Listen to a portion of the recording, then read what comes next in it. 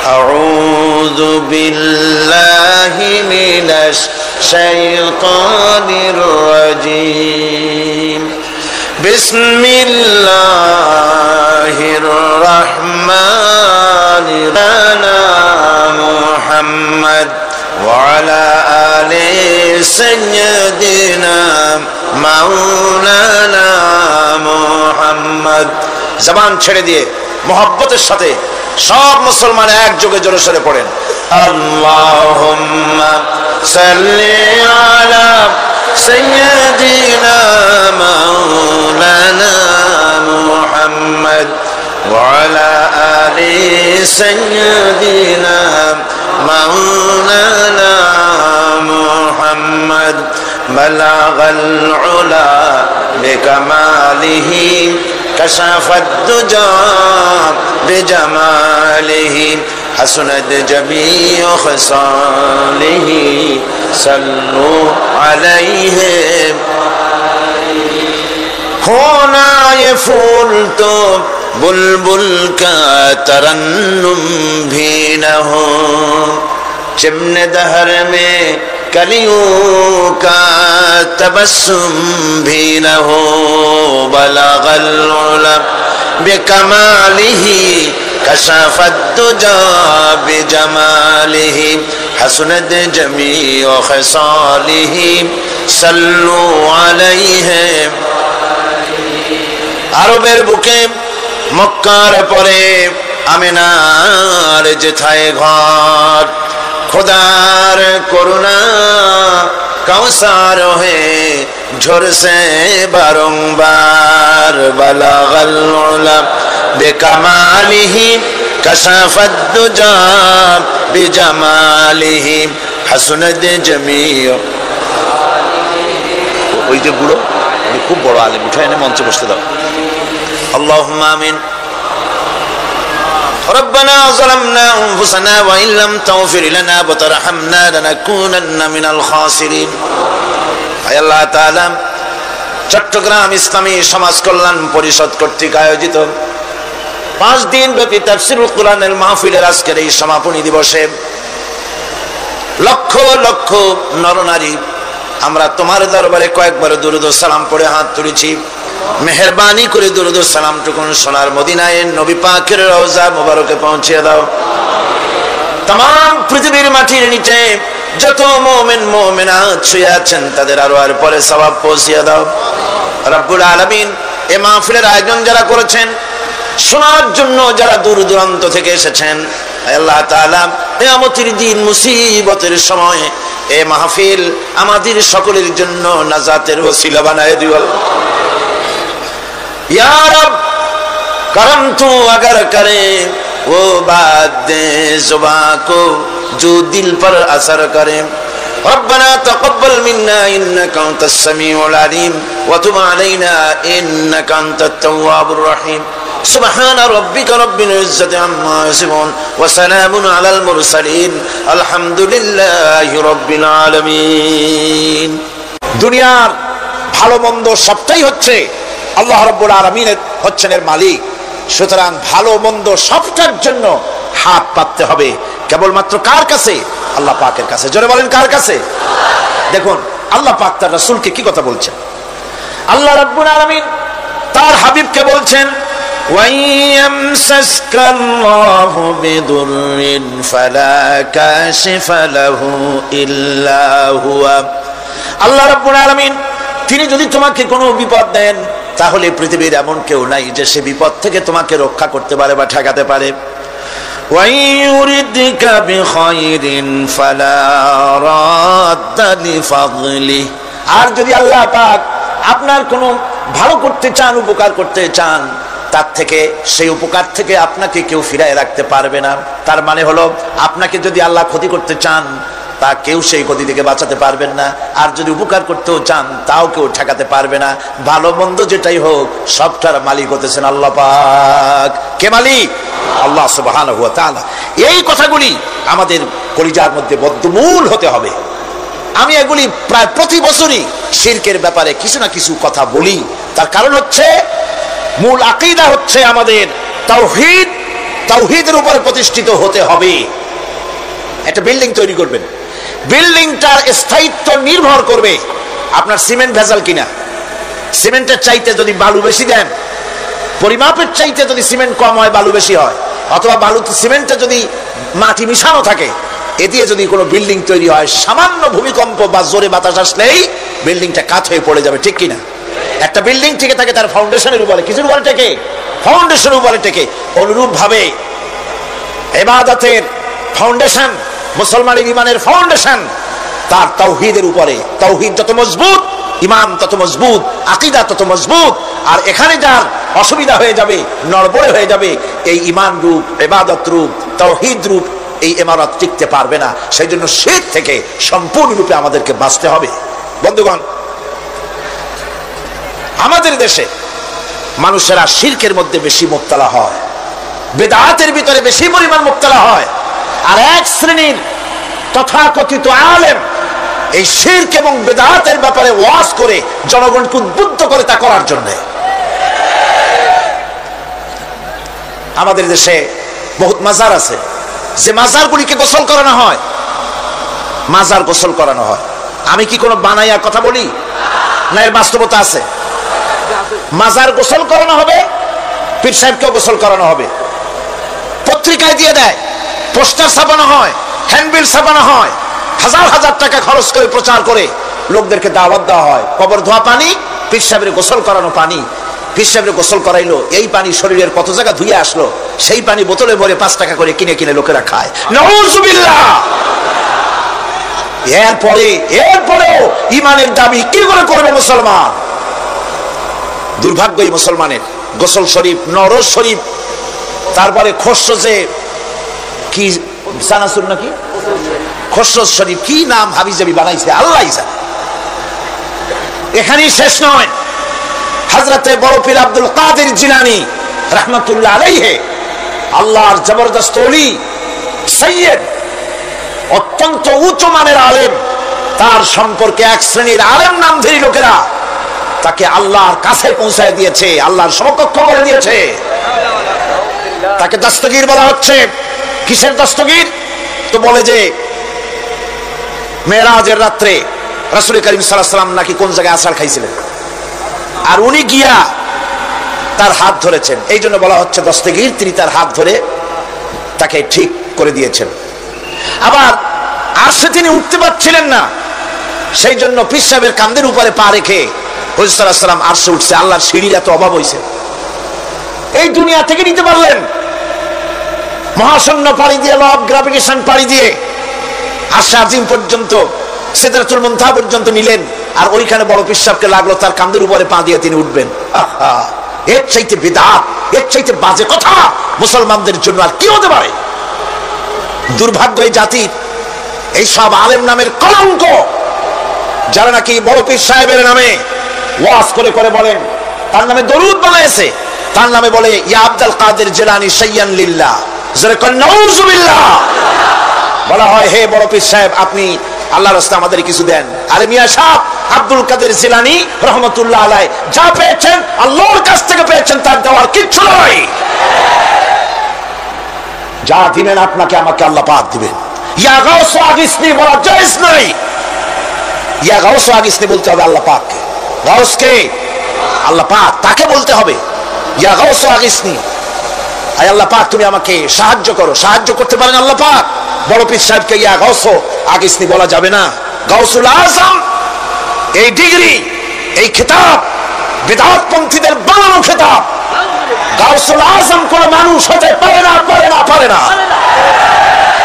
গাউসে আজম, গাউসে আজম শুধুমাত্র আল্লাহ রাব্বুল আলামিন। গাউসে আজম কে? আল্লাহ রাব্বুল আলামিন, যিনি মানুষের ফরিয়াদ শোনেন, যিনি মানুষের ফরিয়াদ শোনেন, তিনি হচ্ছেন আল্লাহ পাক। বড় পীর সাহেবকে আমরা শ্রদ্ধা করি, কিন্তু সেই শ্রদ্ধার অর্থ এই নয় যে নবীদের চাইতে তিনি বড়, তিনি রাসূলের চাইতে বড়, তার নামে দরুদ শরীফ বানাইতে হবে, জায়েজ নাই। আশা করি এই সব কথা আপনাদের মনে থাকবে। কি সব কথা তার জীবনী বানাইছে, তার মধ্যে লিখেছেন বড় পীর সাহেবের মা যখন, বড় পীর সাহেব মায়ের পেটে ছিলেন, তখন এক ফকির তার বাড়িতে আসছে। ফকিরকে তিনি ভিক্ষা দিতে বেরিয়েছেন মা, ওই সময় ভিক্ষুক বড় পীর সাহেবের মায়ের উপরে হাত দিতে গিয়েছিল, তখন পীর সাহেব মায়ের পেটের থেকে বাঘের মতো বেরিয়ে সেই ফকিরকে ঘাড় মটকায় দিল। বাজে কথা, কোন ফকির বড় পীর সাহেবের মায়ের গায়ে হাত দেয় নাই, বাজে কথা। তারপরে তিনি মরা মানুষ জিন্দা করেছেন, খড়ম পাঠাইয়া কারে পিটাইছে, বদনা মারছে, আর এক বাড়ি যাইয়া সেই বদনা দিয়ে পিটাইয়া মাথা ফাটাই দিছে, বাজে কথা। মরা মানুষ জিন্দা করেছেন। সুতরাং এই সমস্ত বাজে কথা কান দেওয়ার কোনো কারণ নাই। ওলিউল্লাহদের কেরামত হক, সন্দেহ নাই, কিন্তু সেই কেরামত মুজিজাকে পার হতে পারবে না। কোন মুজিজা আল্লাহর কুদরতকে পার করতে পারবে না। সেই জন্য আমি কথাটা ক্লিয়ার করে দিতে চাই, নফল সুন্নতের উপরে যেতে পারবে না, সুন্নত ওয়াজিবের উপরে যেতে পারবে না, ওয়াজিব ফরজের উপরে যেতে পারবে না, ঠিক কিনা? আলেম ওলামা এর মর্যাদা, পীর আলেম ওলামাদের মর্যাদা হচ্ছে তাদের মর্যাদায় তারা আছেন। এদের মর্যাদা যত বড় পীর হোক, যত বড় আলেম হোক, সাহাবীদের সমকক্ষ হতে পারবে না, পারবে না, পারবে না।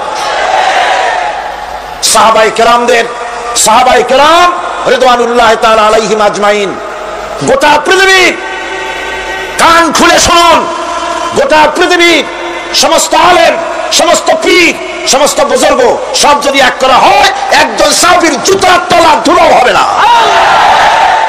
যাদের উপরে আল্লাহ সন্তুষ্ট, আর আল্লাহ যাদের উপরে সন্তুষ্ট, তারাই হচ্ছেন সাহাবায়ে কেরাম রিদওয়ানুল্লাহি তাআলা আলাইহিম আজমাইন।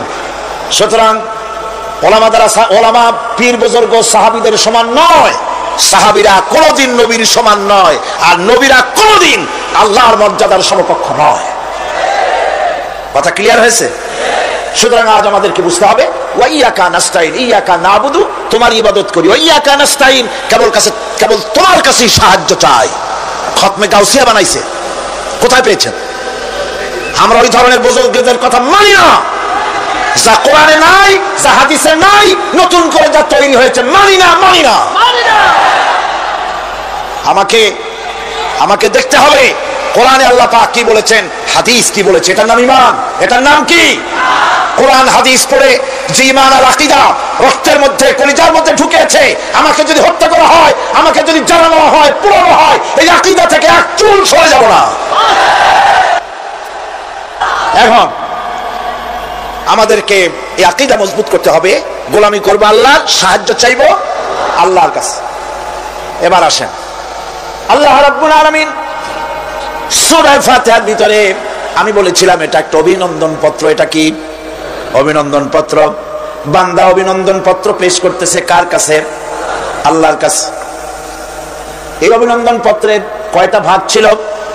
তিনটা ভাগ। প্রথম ভাগে হলো প্রশংসা, দ্বিতীয় ভাগে পরিচয়। মাশাআল্লাহ, মনে আছে সকলের। এবার আসছে তৃতীয় অধ্যায়। এবার মূল দাবি, প্রশংসা করেছি, পরিচয় দিয়েছি, আমরা তোমার বান্দা। এবার প্রশ্ন হচ্ছে, চাও কি? পরিচয় তো শুনলাম, চাও কি? আল্লাহ রাব্বুল আলামিন আমাদেরকে শিখাই দিলেন, কত বড় মেহেরবান তিনি, কত দয়ালু তিনি। তার কাছে চাওয়ার ভাষাটাও তিনি আমাদের শিখাই দিলেন। জোরে কোন সুবহানাল্লাহ। রব্বুল আলামিন আমাদের শিখালেন, এভাবে চাও, ইহদিনাস সিরাতাল মুস্তাকিম সিরাতাল্লাযীনা আন'আমতা আলাইহিম গায়রিল মাগদুবি আলাইহিম ওয়ালাদ-দাল্লিন। আয় আল্লাহ, ইহদিনাস সিরাতাল মুস্তাকিম, একটা রাস্তা চাই, সহজ সরল সঠিক একটি পথ চাই তোমার কাছে। সেই পথটা চাই যে পথ হচ্ছে নিয়ামত প্রাপ্তদের, অভিশপ্ত এবং পথভ্রষ্টদের পথ নয়। যে পথ নিয়ামত প্রাপ্তদের, ওই ধরনের একটা পথ আমরা চাই। পথ দেখাবার মালিককে কোরআনে কারীম বলছে, আল্লাহ রাব্বুল আলামিন বলেন, ওয়া আলাল্লাহি কাসদুস সাবিলি ওয়া মিনহা জাইরুন ওয়ালাউ শাআ লাহাদাকুম আজমাইন। ওয়া আলাল্লাহি কাসদুস সাবিল, সোজা রাস্তা বলে দেওয়ার দায়িত্ব আমি আল্লাহ। সোজা রাস্তা বলে দেওয়ার দায়িত্ব কার? তিনি বলছেন, বলার দায়িত্ব আমার, সোজা রাস্তাটা আমি বলে দেব। আল্লাহ রাব্বুল আলামিনের কাছে বান্দা যখন রাস্তার দাবি করলো, সোজা পথ চাই, সহজ পথ একটা তোমার কাছে চাই, রব্বুল আলামিন সূরা ফাতিহার 7টা আয়াতের এই অভিনন্দন পত্রের জবাবে 30 পারা কোরআন শরীফ আল্লাহ পাক বান্দারে দান করে দিলেন। জবাবে বলে দিলেন ওয়া আনিবুদুনি হাযা সিরাতুম মুস্তাকিম। সোজা রাস্তাটা হলো আমার আনুগত্য, আমার গোলামি, আমার দাসত্ব, এটাই হলো সোজা রাস্তা। এই সোজা রাস্তাটা আমি বলবো। রাস্তা তো অনেক হতে পারে, কিন্তু সোজা রাস্তা বলে দেওয়ার দায়িত্ব কার? আল্লাহ পাক। দেখেন এই যে বিশাল মাহফিল, এই মাহফিলে যত লোক আসছে সব লোক কি একমতে, এক চিন্তা, এক আদর্শে? না। এই কয়েক লক্ষ জনতার ভেতরে হাজারো মতের লোক আছে, হাজারো চিন্তার লোক আছে, হাজারো আদর্শের লোক আছে। সব আদর্শ, সব চিন্তা, সব কি ঠিক? সবটাই কি নির্ভুল? না, সঠিক নির্ভুল একটা। কয়টা হয়? একটাই হয় মাত্র। এই জন্য আমি দৃষ্টান্ত দিতে গিয়ে বলি, অঙ্ক পরীক্ষা যেদিন হয়, ছেলেরা অঙ্ক পরীক্ষা যেদিন দেয়, সেই অঙ্ক পরীক্ষা দিতে গিয়ে অঙ্ক যারা ভুল করে তাদের ফলাফল কয় রকম হয় বলেন?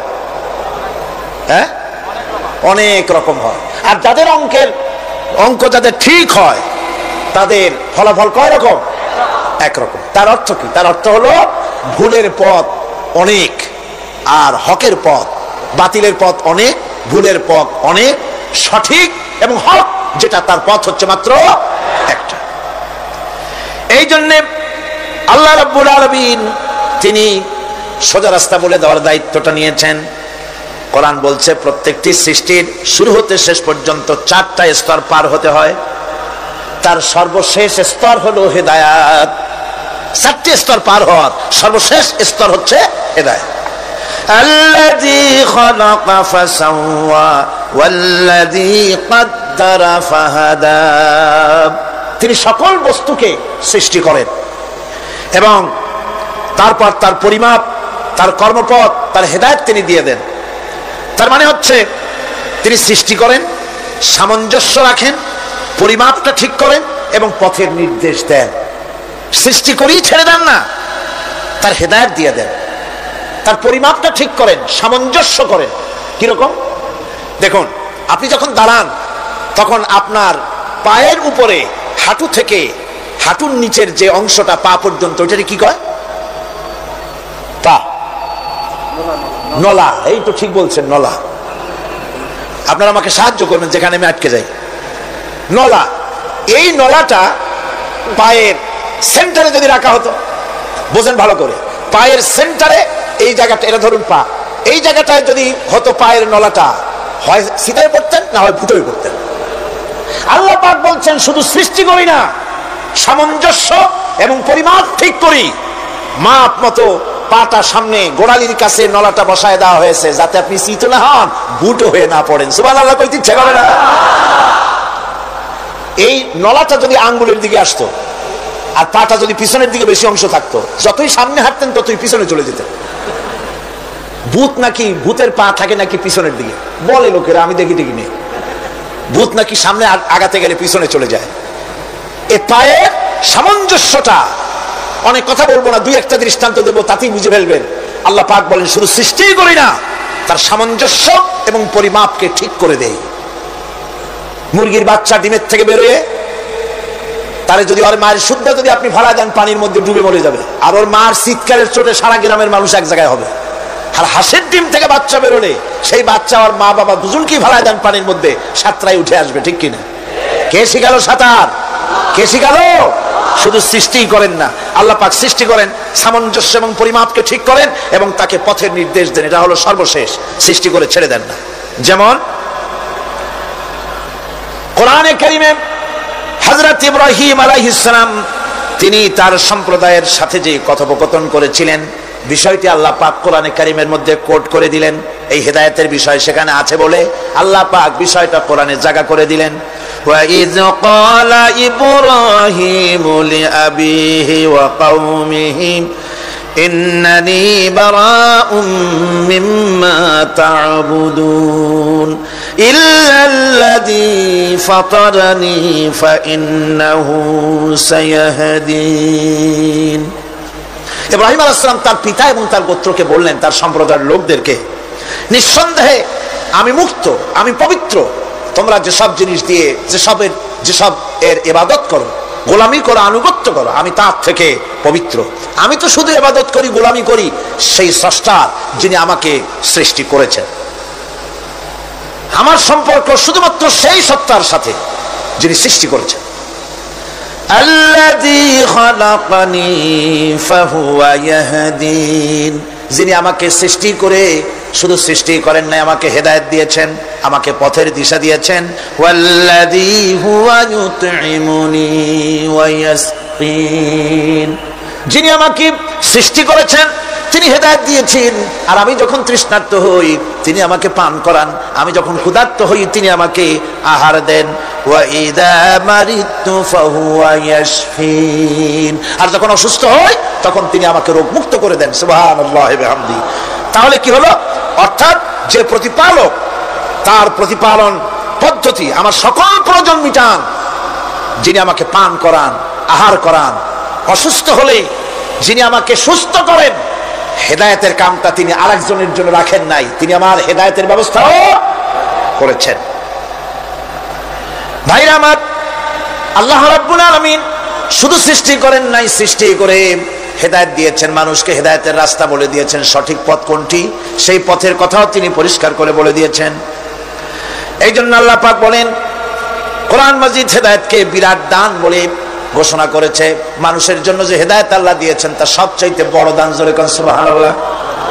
ইন্না খালাকনাল ইনসানা মিন নুতফাতিন আমশাজিন নাবতালিহি ফাজআলনাহু সামিআন বাসীরা, আমি মানুষের মিলিত শুক্র দ্বারা নুতফা দিয়ে আমি মানুষ সৃষ্টি করেছি এবং তাকে একে একে বিভিন্ন স্তর পার করাইছি, তাকে শ্রবণ শক্তি দিয়েছি, তাকে দর্শন শক্তি দিয়েছি। ইন্না হাদাইনাহুস সাবিলা ইম্মা শাকিরান ওয়া ইম্মা কাফুরা, নিশ্চয়ই আমি তাদেরকে তাদের কর্মপন্থা প্রদান করেছি, আমি তাদেরকে হেদায়েত দিয়েছি, চলার পথের দিশা দিয়েছি। এখন ইচ্ছে করলে সে কৃতজ্ঞ হতে পারে, ইচ্ছে করলে অকৃতজ্ঞতার পথ অবলম্বন করতে পারে। আমি তাকে হেদায়েত দিয়ে দিয়েছি, পথ দেখিয়ে দিয়েছি। ডান এবং বাম দুটি রাস্তা আল্লাহ পাক দেখিয়ে দিয়েছেন। আসহাবুল ইয়ামিন, আসহাবুশ শিমাল, একটা ডানপন্থী আর একটা বামপন্থী। আমাদের দেশে কিছু লোক আছে নাম মুসলমান, কিন্তু বলে যে আমরা বামপন্থী আন্দোলন করি, অথচ সমস্ত ডানপন্থীদের জায়গা হবে জান্নাতে যদি জান্নাতের আমল করতে পারে। ডানপন্থীদের নেতা হচ্ছেন দুনিয়ার সমস্ত পয়গম্বরেরা, আর বামপন্থীদের নেতা হলো শয়তান। বামপন্থীদের নিয়ে শয়তান যাবে কিয়ামতে জাহান্নামে। আল্লাহ পাক রাস্তা বলে দিয়েছে। আল্লাহ রাব্বুল আলামিন বলেন, আলাম নাজআল লাহু আইনাইনি ওয়া লিসানান ওয়া শাফাতাইন ওয়া হাদাইনাহুন নাজদাইন, আমি কি তোমাদের দুটি চক্ষু দেই নাই, দেখার জন্য দুটো চোখ দেই নাই? আমি কি তোমাদেরকে কথা বলার জন্য দুটো ঠোঁট দেই নাই? এরপরে আমি কি তোমাদেরকে ভালো মন্দ বোঝার জন্য আমি কি হেদায়েত দেইনি? ভালো মন্দ সবটা বোঝার জন্য আমি তোমাদেরকে হেদায়েত দিয়েছি। সুতরাং এই হেদায়েতের রাস্তা ছেড়ে দিয়ে তোমরা নিজেদেরকে গোমরাহির মধ্যে ডুবিয়ে দিও না, আমার দেওয়া হেদায়েতের রাস্তায় নিজেদেরকে পরিচালিত করার জন্য প্রচেষ্টা করো। আল্লাহ পাক বলেন, والذين جاهدوا فينا لنهدينهم سبلنا وإن الله لمع المحسنين, যারা আমাকে পাওয়ার জন্য সাধনা করেছে তাদের পথ প্রদর্শন করা আমার জন্য অবশ্য কর্তব্য। অন্য জায়গায় আল্লাহ পাক বলেছেন, ওমান ইয়াত্তাকিল্লাহা ইয়াজআল লাহু মাখরাজা, যে ব্যক্তি আমাকে ভয় করে চলে, আমার প্রতি আশা করে, ভরসা করে, তার জন্য আমি রাস্তা তৈরি করে দিই। সুবহানাল্লাহ। সুতরাং হেদায়েত আল্লাহ পাক দিয়েছে, এমন নয় যে তিনি রাস্তা তৈরি করেন নাই। কোরআন খোদাই হেদায়েতের নাম দিয়েছে হুদা। খোদাই হেদায়েতের নাম কি? হুদা। এই কোরআনের এক নাম হচ্ছে, এই কোরআনের এক নাম কি? কোরআন বলছি ফামান তাবিআ হুদায়া ফালা খাউফুন আলাইহিম ওয়ালা হুম ইয়াহজানুন। আমার এই কোরআন, এই হেদায়েত যারা মানবে, এটাকে যারা অনুসরণ করে চলবে, এটার আইন কানুন যারা মেনে চলবে, ওদের জন্য কোনো ভয় নাই, কোনো চিন্তাও নাই, কোনো ভয় নাই, কোনো চিন্তা নাই, যারা এই কোরআনের হেদায়েতকে মেনে চলবে। আল্লাহর হেদায়েত হলো সবচেয়ে বড় হেদায়েত। আল্লাহ পাক বলছেন, কুল ইন্না হুদাল্লাহি হুয়াল হুদা ওয়া উমিরনা লিনুসলিমা লিরাব্বিল আলামিন। হে রাসূল, আপনি বলুন, আল্লাহর হেদায়েত হলো সবচেয়ে বড় হেদায়েত। অর্থাৎ আল্লাহ যে রাস্তা দিয়েছেন, আল্লাহ যে কোরআন দিয়েছেন, এর থেকে বড় হেদায়েত মানুষের জন্য আর কিছু হতে পারে। আল্লাহ পাক বলেন, ওয়ালান তারদা আনকাল ইয়াহুদু ওয়ালান নাসারা হাত্তা তাত্তাবিআ মিল্লাতাহুম কুল ইন্না হুদাল্লাহি হুয়াল হুদা। স্মরণ রাখুন হে নবী, ইহুদিরা, খ্রিস্টানেরা কিছুতেই আপনার প্রতি খুশি হবে না যতক্ষণ পর্যন্ত আপনি ইহুদি হবেন অথবা খ্রিস্টান হবেন। ওরা কোনোদিন মুসলমানদের উপরে রাজি হবে না, খুশি হবে না। মনে রাখতে হবে, একমাত্র সঠিক পথ ইহুদিদের পথ সঠিক নয়, নাসারাদের পথ সঠিক নয়। আসল পথ হলো আল্লাহ পাকের পথ। কার পথ আসল? আসল রাস্তা, আসল পথটি আল্লাহ পাক কোরআনে কারীমের মধ্যে বিশদভাবে বলে দিয়েছেন। এবং ইহদিনাস সিরাতাল মুস্তাকিমের ব্যাপারে আল্লাহ পাক কোরআনে সাফ করে বলে দিয়েছেন যে আমি এর বিনিময়ে তোমাদেরকে কোরআন দিলাম। বস্তুত ইহদিনাস সিরাতাল মুস্তাকিম এর জবাব হলো ওয়া ইন্নাল্লাহা রাব্বি ওয়া রাব্বুকুম ফা'বুদুহু হাযা সিরাতুম মুস্তাকিম। নিঃসন্দেহে আল্লাহ তোমাদের এবং আমাদের রব, আর সুতরাং তারই উপাসনা করতে হবে। এটাই দ্বীনের সরল পথ, আর এটা কোনো নতুন পথ নয়। আল্লাহ যে পথটা দিয়েছেন রাসূল করিম সাল্লাল্লাহু আলাইহি ওয়াসাল্লামের মাধ্যমে, সেটা কি কোনো নতুন পথ? না। কোরআন বলছে এটা নতুন পথ নয়। শারা'a লাকুম মিনাদ দীন মা ওয়াসসা বিহি নূহান ওয়াল্লাযী আওহাইনা ইলাইকা ওয়া মা ওয়াসাইনা বিহি ইব্রাহিম ওয়া মূসা ওয়া ঈসা আন আকিমুদ দীন ওয়া লা তাতাফাররাকু ফীহি। শারা'a লাকুম মিনাদ দীন, এই দিন তিনি তোমাদের জন্য সেই দিনই মনোনীত করেছেন যা হযরতে নূহ আলাইহিস সালাম এর উপরে তিনি ওসিয়ত করেছেন। যা ওসিয়ত করা হয়েছিল, নসিহত করা হয়েছিল হযরতে নূহ আলাইহিস সালামের প্রতি, তিনি মনোনীত করেছিলেন হযরত নূহ আলাইহিস সালামকে এই দিনকে প্রচার করার জন্য। আর যার উপরে চলার জন্য হযরত ইব্রাহিম, হযরতে মূসা, হযরত ঈসাকে নির্দেশ করা হয়েছিল। তাদের সকলের শিক্ষাই ছিল একটা, যে আল্লাহ পাকের দ্বীনকে প্রতিষ্ঠা করো, আর এই ব্যাপারে কোন রকমই নিজেদের মধ্যে পার্থক্য, মত পার্থক্যের সৃষ্টি করো না। এখন কথাটা আরো ক্লিয়ার করে দেই। ইহদিনাস সিরাতাল মুস্তাকিম চাইছিলাম আল্লাহ আমাদেরকে একটা সহজ রাস্তা দাও। সেই সহজ রাস্তা বলে দেওয়ার জন্য এসেছে কোরআন। সেই সহজ রাস্তা বলে দেওয়ার জন্য কি এসেছে? যারা বলেন কি, এই কোরআনে কারীম যদি প্রতিষ্ঠিত করা যায় সমাজে, রাষ্ট্রে, ব্যক্তিতে, পরিবারে, কোরআন যদি প্রতিষ্ঠিত করা যায়, তাহলেই মানুষেরা সহজ সরল পথ পাবে। নইলে সহজ সরল পথ পৃথিবীতে আর কারো কাছে নাই। যা আছে সবটা কার কাছে? কোরআনে কারীমের কাছে। এরপরে আমরা বলি সিরাতাল্লাযীনা আন'আমতা আলাইহিম গায়রিল মাগদুবি আলাইহিম ওয়ালাদ-দাল্লিন। রাস্তা থেকে মানুষেরা মাঠের ভিতরে নামার চেষ্টা করছেন, কিন্তু মানুষকে কষ্ট দেওয়া ছাড়া আর কিছুই হবে না। আমি অনুরোধ করছি, রাস্তা থেকে লোকেরা মাহফিলের ভেতরে ঢোকার চেষ্টা করবেন না। বিরাট রকমের ব্যাঘাত সৃষ্টি হবে। সকলে বসে পড়ুন, যিনি যে জায়গায় আছেন সেখানে বসুন, চাপ সৃষ্টি করবেন না, বসুন। আপনারা দাঁড়ালে আরো বিশৃঙ্খলার সৃষ্টি হবে। কোরআনের মাহফিল, খবরদার বেয়াদবি করবেন না, কেউ দাঁড়াবেন না। যারা দাঁড়িয়েছেন বসেন, আর জোরে সোরে জিকির করেন লা ইলাহা ইল্লাল্লাহ, লা ইলাহা ইল্লাল্লাহ, লা ইলাহা ইল্লাল্লাহ, লা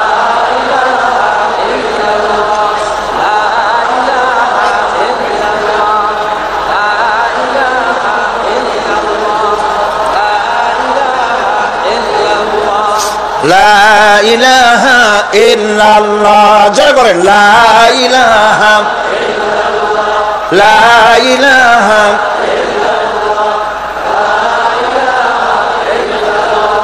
লা ইলাহা ইল্লাল্লাহ মুহাম্মাদুর রাসূলুল্লাহ। আল্লাহ আল্লাহ আল্লাহ আল্লাহ আল্লাহ আল্লাহ আল্লাহ আল্লাহ, আরো জোরে করেন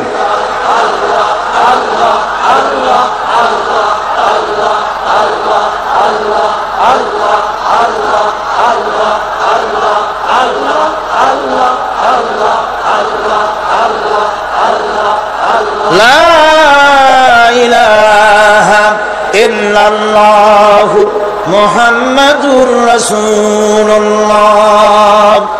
বন্ধুগণ, এত বড় বিশাল মাহফিল, পুলিশ আর্মি কেউ এটাকে কন্ট্রোল করতে পারবে না।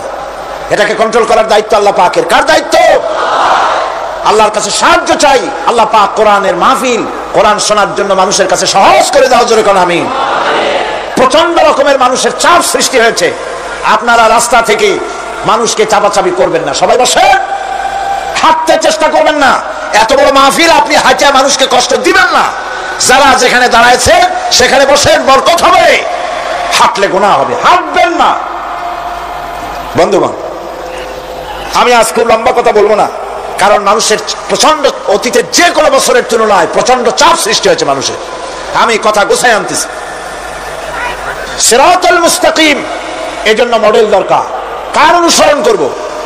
আল্লাহ পাক শিখায় দিলেন, সিরাতাল্লাযীনা আন'আমতা আলাইহিম। পড়েন সবাই, সিরাতাল্লাযীনা আন'আমতা আলাইহিম গায়রিল মাগদুবি আলাইহিম ওয়ালাদ-দাল্লিন।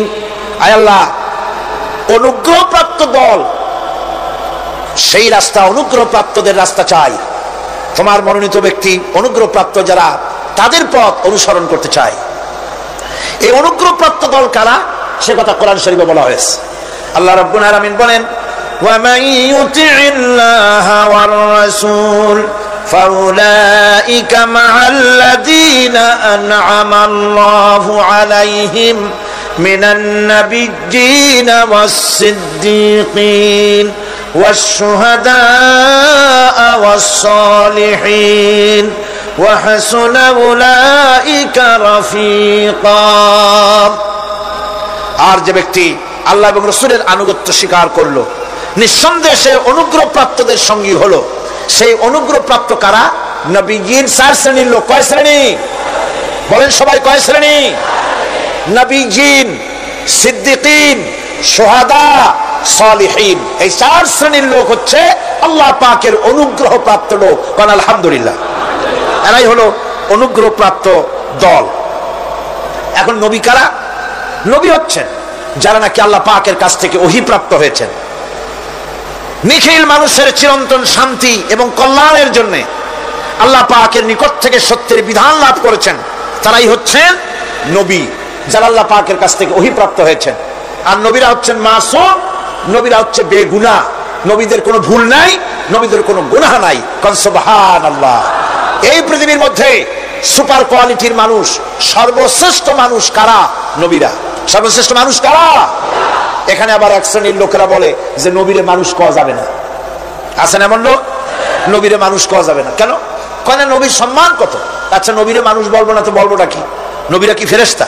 যদি ফেরেশতা বলি তাহলে কি নবীদের মর্যাদা বাড়ানো হলো? বলেন আপনারা, বাড়ানো হলো? তাহলে নবীদেরকে কি বলবো? তারা কি জেন? যদি জেন বলি তাহলে তাতে কি মর্যাদা বাড়বে? সবচেয়ে মর্যাদা বেশি কার? মানুষের।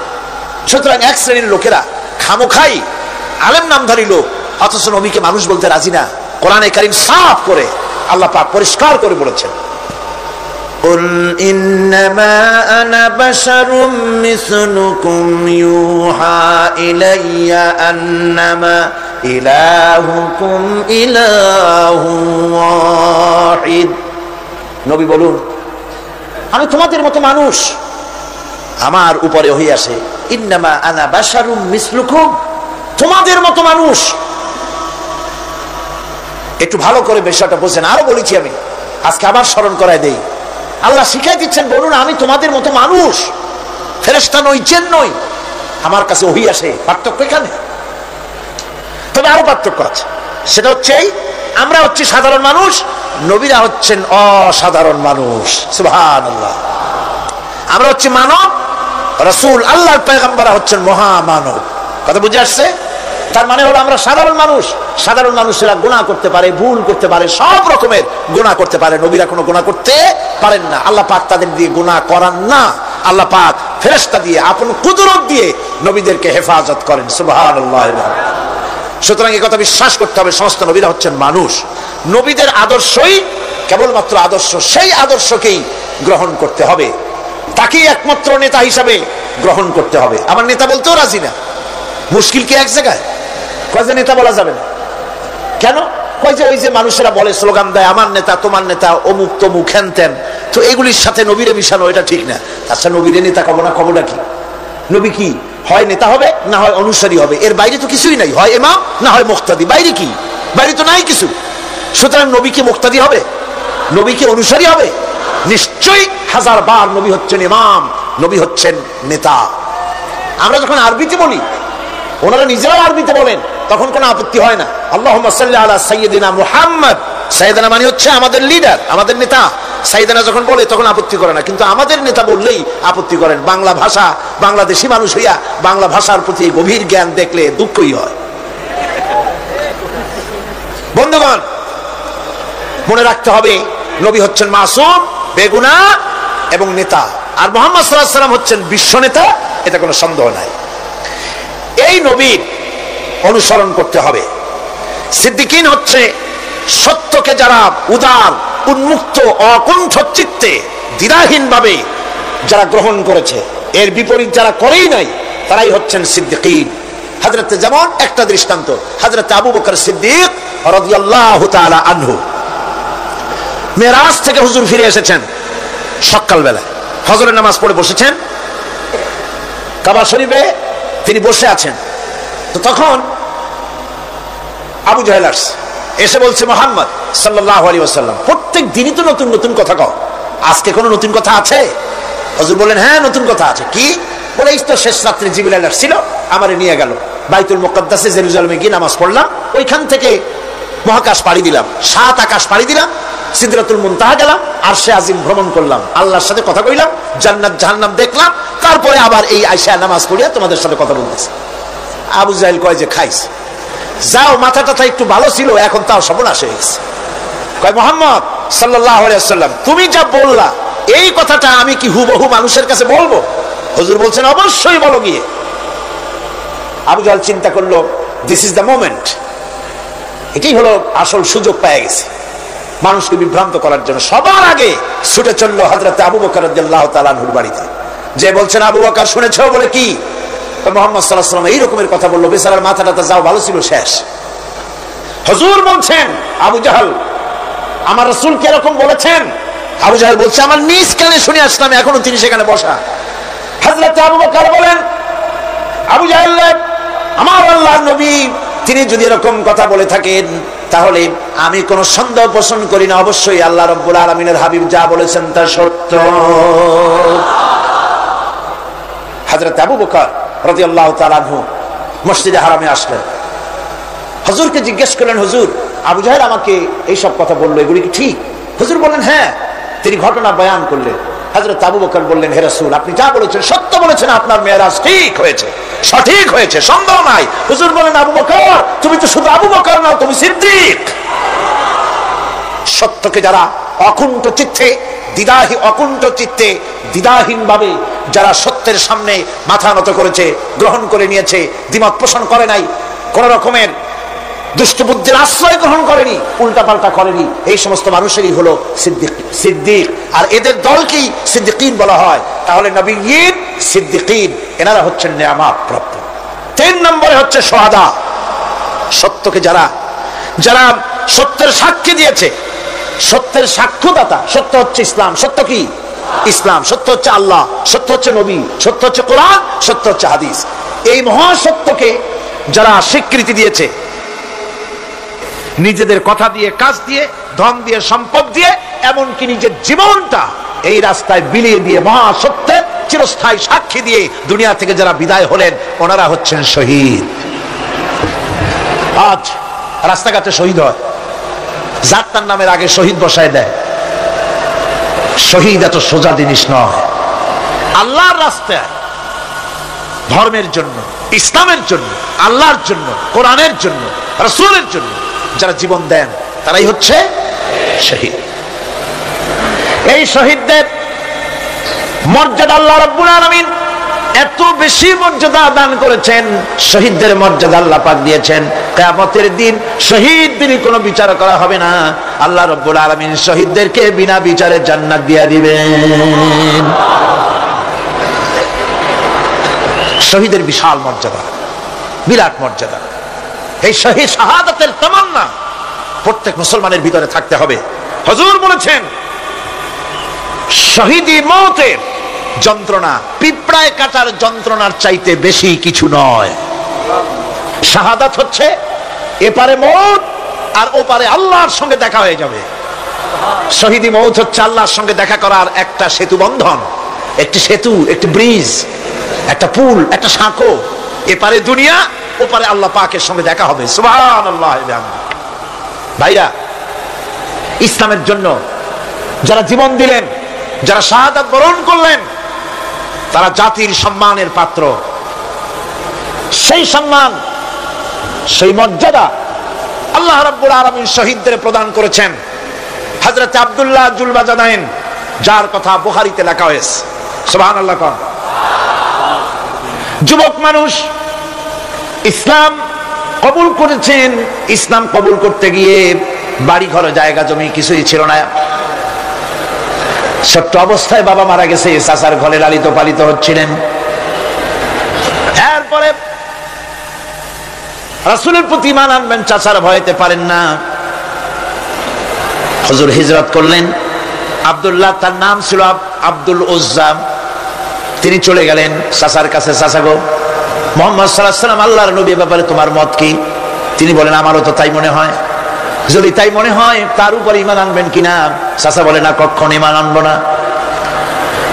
ভাতিজা বলতেছেন চাচাজি, বছরের পর বছর ধরে অপেক্ষা করতেছিলাম, আমি আপনার অধীনে আছি বলে ইসলাম কবুল করতে পারি নাই। আমার ইচ্ছা ছিল আপনি আগে করবেন, তারপরে আপনাকে দেখা দেখি আমি করব। কিন্তু আপনি যখন ইসলাম কবুল করলেন না আর করবেন না বলে যখন ঘোষণা দিলেন, আপনাকে উপস্থিত রেখে আমি ঘোষণা দিলাম লা ইলাহা ইল্লাল্লাহু মুহাম্মাদুর রাসূলুল্লাহ। চাচা বলছে, ভাতিজা এর পরিণাম জানো? কয় না, জানি না। এর পরিণাম হচ্ছে তুমি আমার বাড়িতে থাকো, আমার বাড়ি ছাড়তে হবে। বললেন রাজি আছি। উট ছাগল ভেড়া ঘোড়া যা দিছি ছাড়তে হবে, বলছে রাজি আছে। চাচা বলছে শুধু তাই নয়, পরনের যে লুঙ্গি আছে, গায়ে যে জামা আছে, আমার পয়সার লুঙ্গি জামা ছাড়তে হবে। ভাতিজা বলছে ঈমানের জন্য যা চাও সব ছাড়িয়ে দেব। জামা লুঙ্গি খুলে ফেলে দিয়া দিলেন। হাদিস। তিনি চলে গেলেন মায়ের কাছে ওই অবস্থায়। মা এই যুবক ছেলেকে উলঙ্গ অবস্থায় দেখে দুই হাত দিয়ে নিজের চোখ চেপে ধরেছেন। বাবা, তোমার এই অবস্থা কেন? ছেলে বলছেন, মা, ঈমান আনার কারণে আমার এই অবস্থা হয়েছে। মা বলে, বাবারে কি চাও আমার কাছে? আব্দুল উজ্জা বলছে, মা কিচ্ছু চাই না, একটুখানি কাপড় আমারে দাও, আমি বিশ্ব নবী মুহাম্মদ সাল্লাল্লাহু আলাইহি ওয়াসাল্লামের খেদমতে যেতে চাই। মায়ের কাছে পুরানা কম্বল ছিল, কম্বলটা তিনি দিয়ে দিলেন। হযরতে এখনো তো সে মুসলমান হয়নি, ওই কম্বলটা ছিঁড়ে নিয়ে দুই টুকরা করে কম্বলটা পরলেন, আদাটা তাতে করে হাঁটু ঢাকে না, আর একটা কোন রকম গায়ে দিলেন। এরপরে হেঁটে হেঁটে কষ্ট করে মদিনায় চলে গেলেন। মসজিদে নববীর ভিতরে ঢুকে দরজার কাছে বসা বিশ্বনবী জনাবে মুহাম্মদ রাসূলুল্লাহ সাল্লাল্লাহু আলাইহি ওয়াসাল্লাম মসজিদে নববীতে, যুবক, হাঁটুর উপরে কাপড়, মাথার চুল, উস্কো খুস্কো চেহারা, ক্ষুধার্ত চেহারা। হুজুর জিজ্ঞেস করছেন, তুমি কে?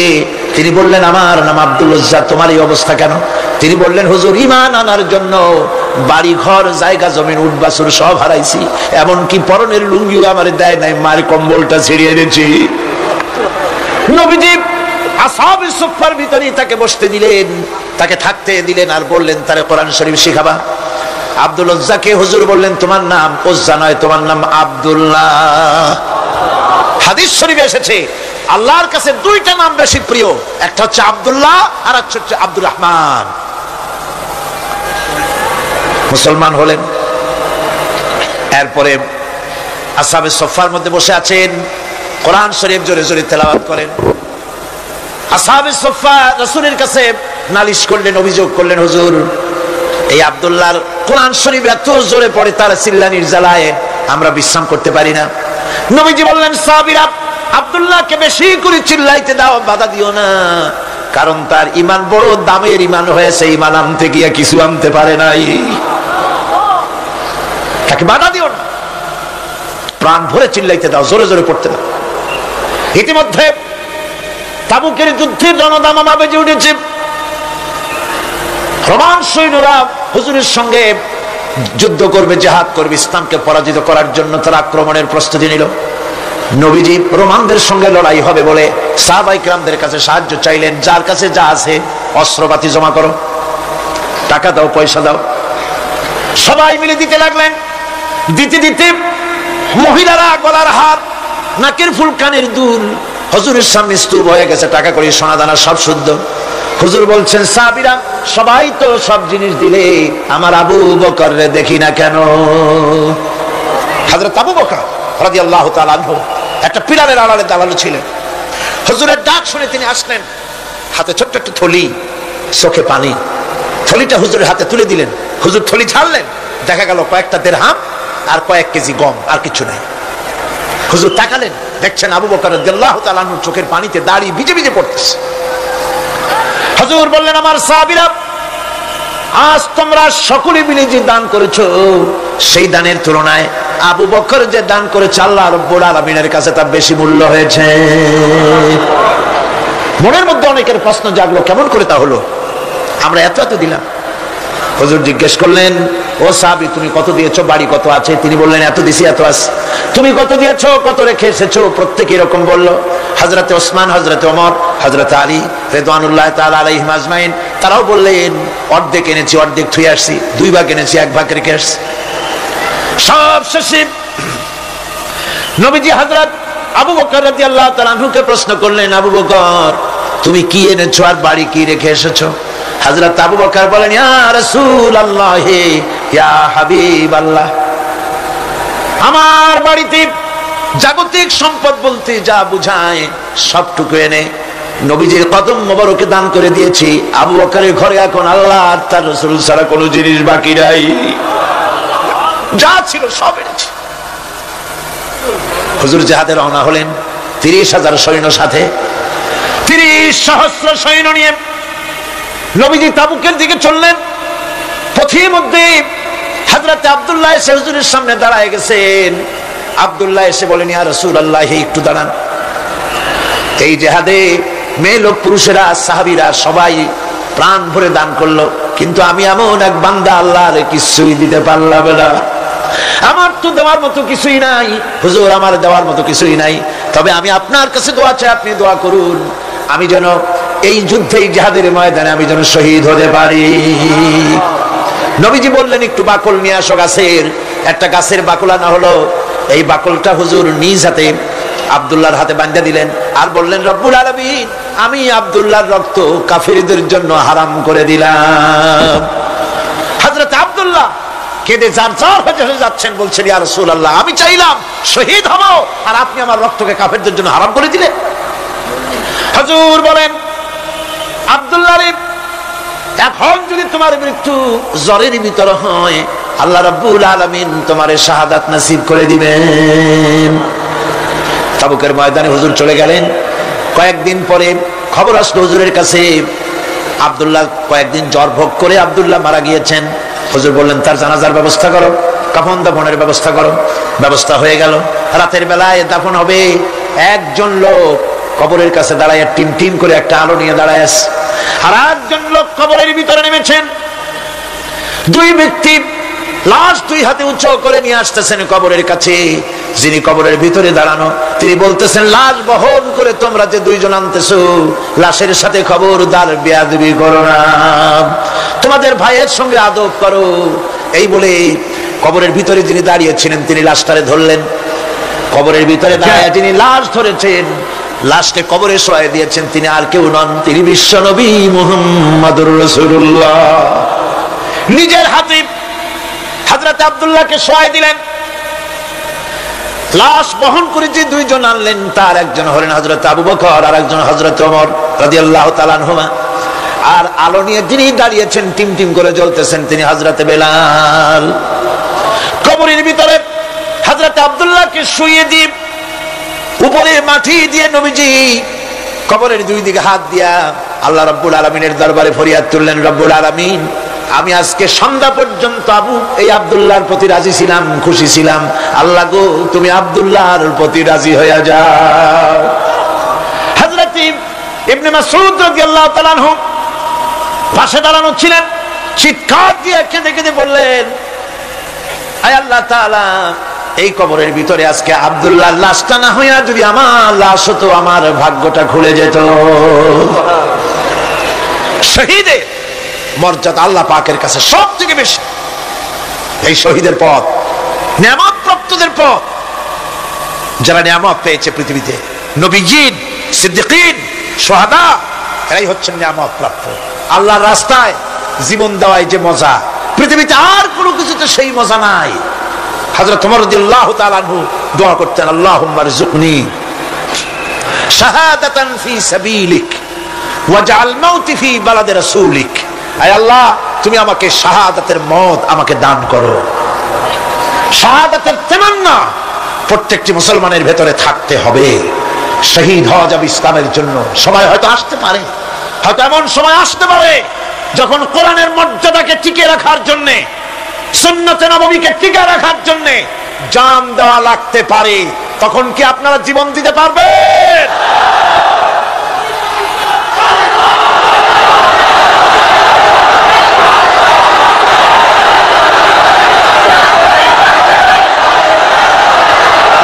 এরপরে চতুর্থ নম্বরে হচ্ছে সালিহিন। চতুর্থ নম্বরে কি?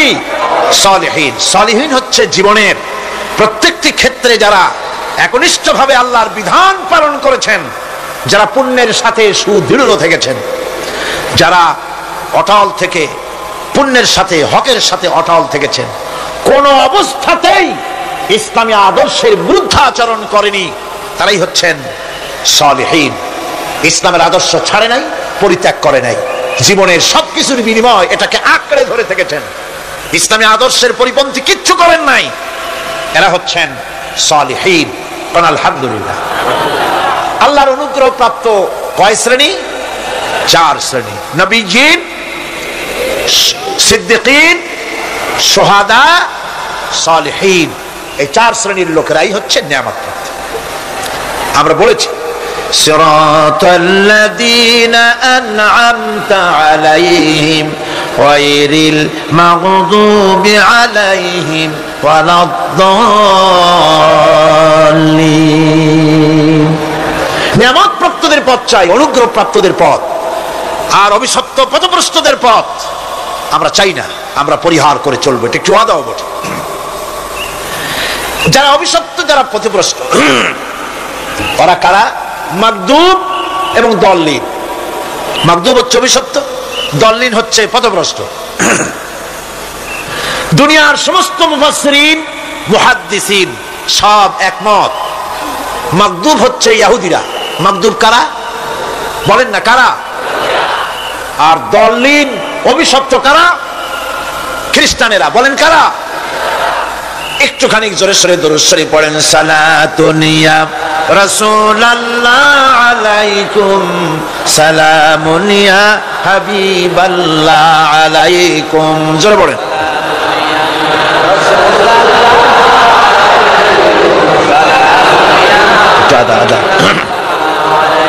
সালাতুন ইয়া রাসূলুল্লাহ,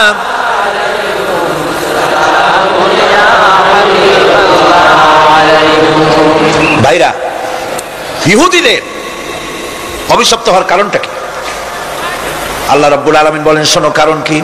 وضربت عليهم المسكنة ذلك بأنهم كانوا يكفرون بآيات الله ويقتلون الأنبياء بغير حق ذلك بما عصوا وكانوا يعتدون।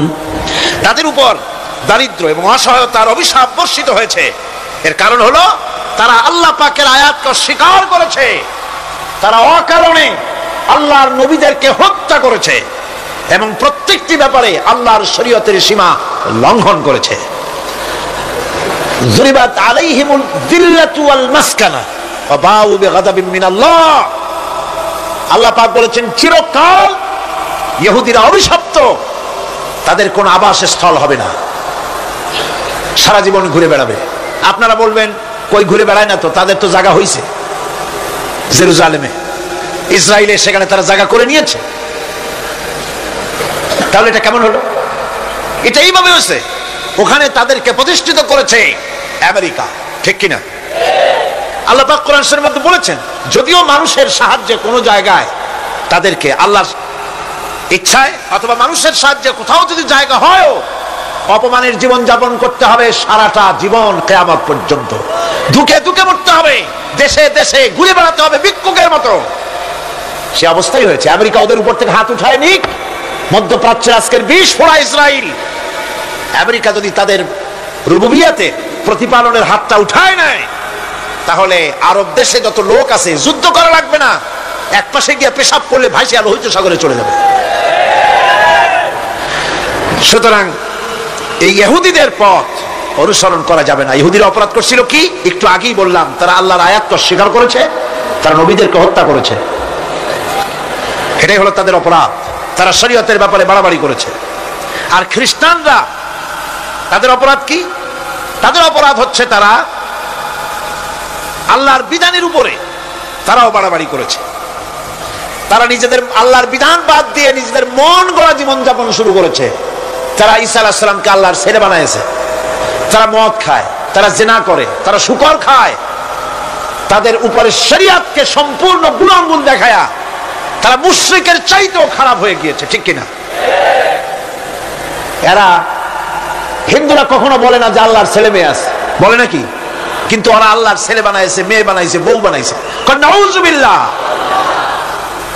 আমেরিকায়, ইংল্যান্ডে, সেসব জায়গায় গির্জায় আজান খ্রিস্টান যাওয়ার লোক নাই। সপ্তাহে একদিন ইবাদত করে, সানডে। সেই সপ্তাহের একদিন ইবাদত করতে লোক পাওয়া যায় না। সেদিন তারা ফুর্তিনাট্টি করার জন্য বউ বাচ্চা নিয়ে, মটর নিয়ে, সিবেচে গিয়ে কাপড় চোপড় ভালাইয়া যা খুশি তাই করে। তারা মসজিদে আসে না, কি বলে, গির্জায় যায় না। ফলে আমার নিজের চোখে দেখেছি বহুত গির্জা এমন আছে যার সামনে লেখা আছে ফর সেল, বিক্রয়ের জন্য। এই সাইনবোর্ড যখন লাগায়, এলাকার মুসলমানেরা চান্দা তুলিয়া গির্জা কিনা সব সমানে মসজিদ বানাইতেছে। ইংল্যান্ডে আজ থেকে 100 বছর আগে মসজিদ ছিল মাত্র একটা। সেই গ্রেট ব্রিটেনে এখন মসজিদের সংখ্যা 7000-এর উপরে। আলহামদুলিল্লাহ। সুতরাং এই খ্রিস্টান এবং ইহুদিদের পথ অনুসরণ করা যাবে না। কিন্তু তারপরেও আমরা অনুসরণ করছি না, করছি না? করছি। বিশ্বকবি, কবি সম্রাট আল্লামা ডক্টর ইকবাল रहमतुल्लाह अलैहि সুন্দর করে বলেছেন, वदर में हो तुम नसारा तू तमद्दुन में हो नूद, वदर में हो तुम नसारा तू तमद्दुन में हो नूद, ये मुसलमान है जिन्हें देख के शर्माए यहूद। चल चलने हिंदू তুমি, বেশভূষাতে খ্রিস্টান, মুসলমান এই যারে দেখে ইহুদ করে লজ্জা জ্ঞান। তুমি নাকি মুসলমান? কাপড় চোপড় দেখলে মনে হয় তুমি তো খ্রিস্টান, জামা কাপড় তোমার অবস্থা দেখলে মনে হয় তুমি খ্রিস্টান,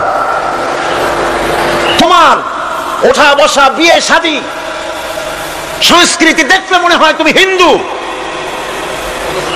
আর তোমার লেনদেন দেখলে ইহুদিরা পর্যন্ত তোমাকে ঘৃণা করে।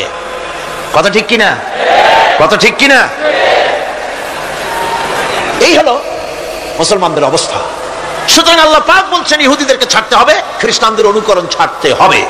ইহুদি খ্রিস্টান সকলের অনুকরণ ছেড়ে দিয়ে নিয়ামত প্রাপ্ত ওই 4 শ্রেণীর লোকের অনুসরণ করতে হবে, তাহলেই খাঁটি মুসলমান হওয়া যাবে। বল আলহামদুলিল্লাহ। এই হলো সূরা ফাতিহা, যা গত আজকের দিন সহ 5 দিন আমরা আলোচনা করলাম। বল আলহামদুলিল্লাহ। এখন এই সূরা ফাতিহাকে আমি আপনাদের পকেটে উঠাই দিতে চাই, যাতে করে মনে থাকে। 5 দিনের অনেক কথা এক জায়গায় করে দিলে মনে করতে সুবিধা হবে, ঠিক কিনা? মনে রাখতে সুবিধা হবে। সূরা ফাতিহা আয়াত কয়টা? এই 7টি আয়াতের 7টি শিক্ষা আছে। সূরা ফাতিহার শিক্ষা 1, সকল প্রশংসা কেবলমাত্র হাদিস শরীফে এসেছে, ইদা মুদিহাল ফাসিকুন ইহতাজ্জাতিল আরশ। যখন কোন ফাসিকের প্রশংসা করা হয়, যে ব্যক্তি নামাজ পড়ে না, রোজা করে না, দিন মানে না, ঈমান নাই, চরিত্র নাই, এমন লোককে যখন প্রশংসা করা হয়, আল্লাহ পাকের আরশ গোসায় থরথর করে কাঁপতে থাকে। সুতরাং সমস্ত প্রশংসা হবে কার? পার্লামেন্টে যখন বাজেট বক্তৃতা হলো, বাজেটের উপরে 39 ঘন্টা আলোচনার সুযোগ এলো। আমি দেখলাম প্রত্যেকেই আলোচনার সময় বলছেন, আমি স্মরণ করছি সহস্র বছরের অমুক, শ্রেষ্ঠ অমুক, আমার নেতা অমুক, এভাবে বলছে। প্রত্যেকেই দাঁড়িয়ে বলছে আমি স্মরণ করি অমুক আর তমুক। আমি খুব চিন্তায় পড়ে গেলাম, আহারে, পৃথিবীর 2য় বৃহত্তম মুসলিম দেশ, আমার আল্লাহর নাম উঠছে না। আমি সময় পেলাম 25 মিনিট। তথ্য মন্ত্রণালয়ের কলিজা তো পুঁটি মাছের মতো বড়, সেই জন্য আমার বক্তব্য তারা দেয় নাই। ওই 25 মিনিটে আমি যে আলোচনা করেছি, আমি প্রথম দাঁড়ায়া আমার তৃপ্তি, মনে হয় এই রকমের তৃপ্তি আমার কখনো নিকট বর্তমানে কোনদিন হয়েছে কিনা আল্লাহই জানে। ওই দিন আমি যা তৃপ্তি পেয়েছি, আমি দাঁড়িয়ে বললাম নাহমাদু নুসাল্লি আলা হামদু সানা কুইয়া। তারপরে বললাম আমি স্মরণ করছি হৃদয়ের সবটুকুন আবেগ উজাড় করে, জীবনের সব শ্রদ্ধা একত্রিত করে আমি স্মরণ করছি। যখন বলছি দেখি 2 দিকের মানুষ হতচকিত হয়েছে, কার নাম কই? আমি বললাম আমি স্মরণ করছি বিশাল ওই আকাশের মালিক, বিস্তীর্ণ এই জমিনের মালিক, কুল কায়নাতের মালিক আমার আল্লাহ রাব্বুল আলামিনকে স্মরণ করছি।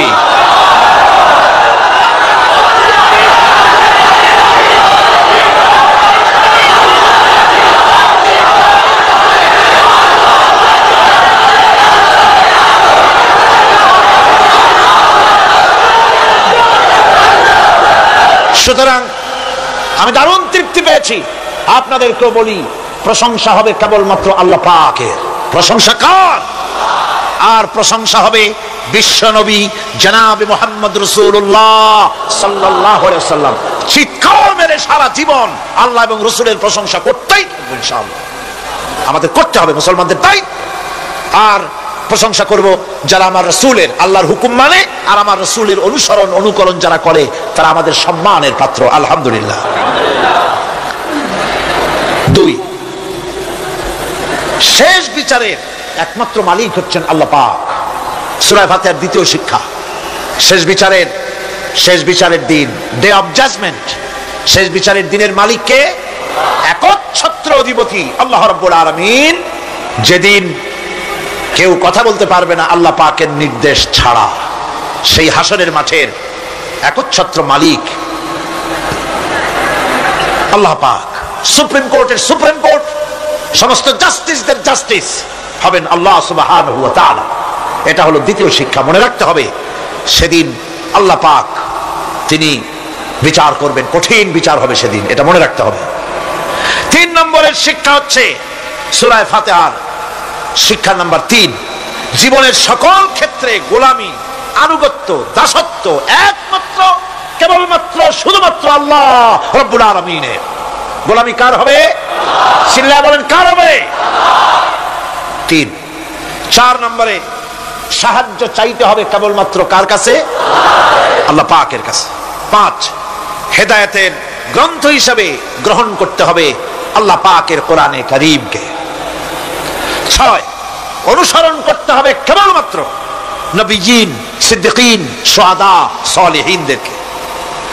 7, জীবনের সকল স্তর থেকে ইহুদি এবং নাসারাদের প্রভাব মুক্ত করতে হবে নিজের জীবনকে। ইহুদি, নাসারা, আল্লাহ বিরোধী যারা মুশরিক, নাস্তিক, মুরতাদ, এই সবগুলি থেকে নিজেকে মুক্ত করতে হবে। গোলামি হবে কেবলমাত্র আল্লাহ পাকের। আর এইভাবে 7টি আয়াতের 7টি শিক্ষা আপনাদের সামনে পেশ করলাম। আল্লাহ রাব্বুল আলামিন এগুলি যেন মানার তৌফিক আমাদের দেন, আমরা বলি আমিন। আরো জোরে বলেন আমিন।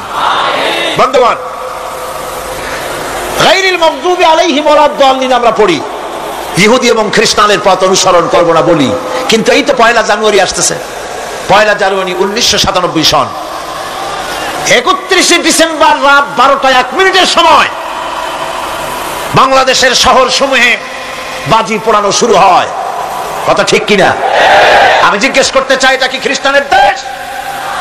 জোরে বলেন, এটা কি খ্রিস্টানের দেশ? অবশ্য আমাদের দেশে খ্রিস্টান, হিন্দু, বৌদ্ধ যারা আছে তারাও আমাদের নাগরিক, সন্দেহ নাই। কিন্তু এই দেশ হচ্ছে পৃথিবীর 2য় বৃহত্তম মুসলিম দেশ। খ্রিস্টানেরা নববর্ষ উদযাপনের জন্য বাজি পোড়া, ফুর্তি করুক, যা বললায় তাই করুক, কিন্তু একজন মুসলমান এই নববর্ষ উদযাপনের জন্য বাজি পোড়াতে পারে না, বোমা ফুটাতে পারে না, ফুর্তি করতে পারে না। কোন মানে নাই, জাস্টিফিকেশন নাই। এটা যদি করা হয় আপনি খ্রিস্টানদের গোলামি করছেন, এটাই প্রমাণিত হবে। 1 বৈশাখ নববর্ষ উদযাপন করা হয় আমাদের দেশে। আজ 2-4 বছর ধরে শুরু হয়েছে 1 বৈশাখ উদযাপন করা। 1 বৈশাখে সকাল বেলায় বাসন্তী রঙের শাড়ি পরে সারা রাত রাস্তায় আলপনা এঁকে রমনা লেকের পাশে গিয়ে যুবতী আর যুবকরা বাসন্তী রঙের শাড়ি পরে সূর্য উদয়ের পানে করজোড়ে সেদিকে তাকিয়ে বলে, এসো হে নববৈশাখ, স্বাগতম হে। বৈশাখ বলে বাবাজিরা আমারে ডাকতেছো, ওয়েট এন্ড সি, অপেক্ষা করো, আসতেছি। যে বৈশাখকে ডাকা হলো, স্বাভাবিক বৈশাখ কাল বৈশাখী রুদ্র রূপ ধারণ করে 180 মাইল স্পিডে এসে বাড়ি ঘর কল কারখানা ভাঙ্গা জনমের মতো স্বাগতম হে। এরপর রাজনৈতিক নেতৃবৃন্দ এবং বুদ্ধিজীবী, ছাত্রছাত্রী, শিক্ষক, এক শ্রেণীর শিক্ষক বৃন্দ মঙ্গল প্রদীপ জ্বালিয়ে দিনের সূচনা করেন। কুকুরের মুখোশ, গাধার মুখোশ, কুমিরের মুখোশ পরে মিছিল করেন। ঢোল আরো কি হাবিজাবি বাজাইয়া ফুর্তির চোটে শীতই পড়বে না খারাপ হয়ে থাকবে দিশা করতে পারে না। ঠিক কিনা কোন? আমি জিজ্ঞেস করি, 1 বৈশাখের সাথে উদযাপন, নববর্ষ উদযাপনের সাথে মুখোশ পরার সম্পর্ক কি? গরু আর গাধার শুকরের মুখোশ পরে আপনি কি বুঝাতে চান যে নতুন বছরটা জাতির সাথে গাধার মতো ব্যবহার করবেন অথবা কুকুরের মতো? নাউযুবিল্লাহি মিন যালিক। মুসলমানদের জন্য জায়েজ নাই, হারাম হারাম। বৈশাখের কোনো গুরুত্ব নাই। 1 বৈশাখ যদি কিছু করতেই হয়, ফজরের নামাজ পড়ে, দরুদ পড়ে, তেলাওয়াত করে আল্লাহর কাছে মুসলমানের দোয়া করা দরকার। আল্লাহ, বিগত বছরটা পার করেছি গুনাহ করে, নাফরমানি করে, আগামী বছর আমাদেরকে নেককার বানাও, নামাজি বানাও, চরিত্রবান বানাও, দিনদার বানাও। বছরটা দেশের জন্য, জাতির জন্য কল্যাণকর করে দাও। ভালো হইতো না? ভালো হইতো না? ভালো হতো। কিন্তু কপাল খারাপ, সংস্কৃতির নামে আসছে বেহায়াপনা। ভারতীয় উৎসব হয় বাংলাদেশে, ইন্ডিয়ান ফেস্টিভ্যাল। আমি প্রশ্ন করতে চাই সরকারের কাছে, বাংলাদেশের উৎসব ভারতে হয় কিনা? যদি বাংলাদেশের উৎসব ভারতে না হয়, বাংলার মাটিতে ভারতের উৎসব কেন?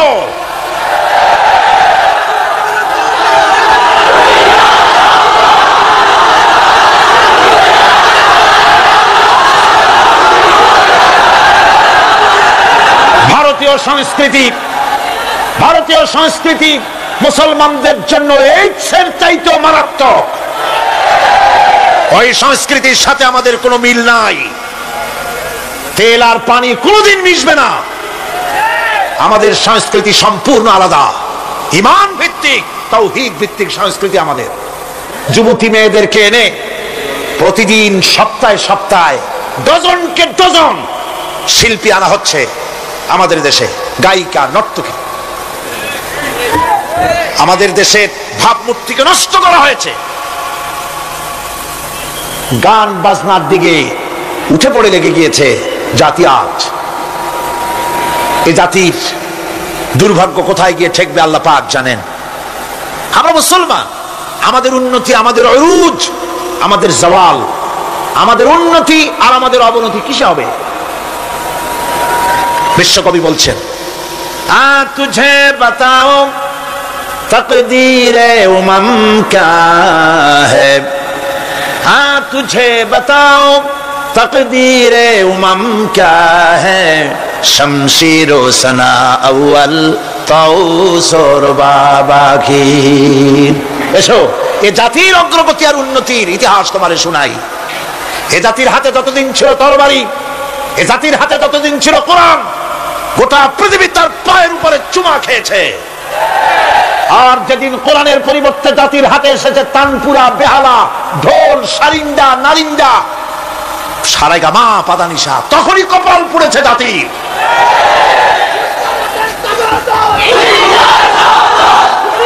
আজ আমাদের দেশে স্বাধীনতার রজত জয়ন্তী উদযাপন হয়েছে, শুধু গান আর গান, নাচ আর নাচ। সরকারের কোটি কোটি টাকা খরচ হয়েছে। স্বাধীনতার জন্য তো উৎসব করবই, স্বাধীনতা থাকলে আমরা থাকবো, স্বাধীনতা না থাকলে আমরা গোলাম হয়ে যাব, ঠিক কিনা? কিন্তু আমার পদ্ধতি আলাদা, আমার ইসলামের পদ্ধতি আলাদা। আমরা হিন্দুর মতো, খ্রিস্টানের মতো নাচতে পারি না, গাইতে পারি না, ঢোল বাজাতে পারি না। বিজয় এলে কি করবেন আল্লাহ শিখাই দিয়েছেন। কে শিখিয়েছে?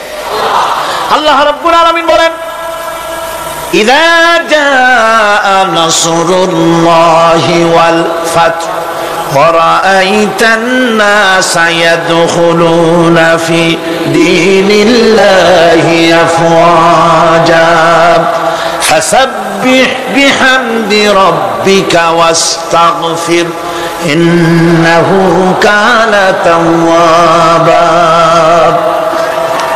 আল্লাহর পক্ষ থেকে যখন বিজয় আসবে, নবী, বিজয় যখন আসবে আল্লাহর পক্ষ থেকে, তখন আপনি দেখতে পাবেন আল্লাহর পক্ষ থেকে মদদ, বিজয় যখন আসবে, দলে দলে লোক ইসলামের মধ্যে প্রবেশ করবে।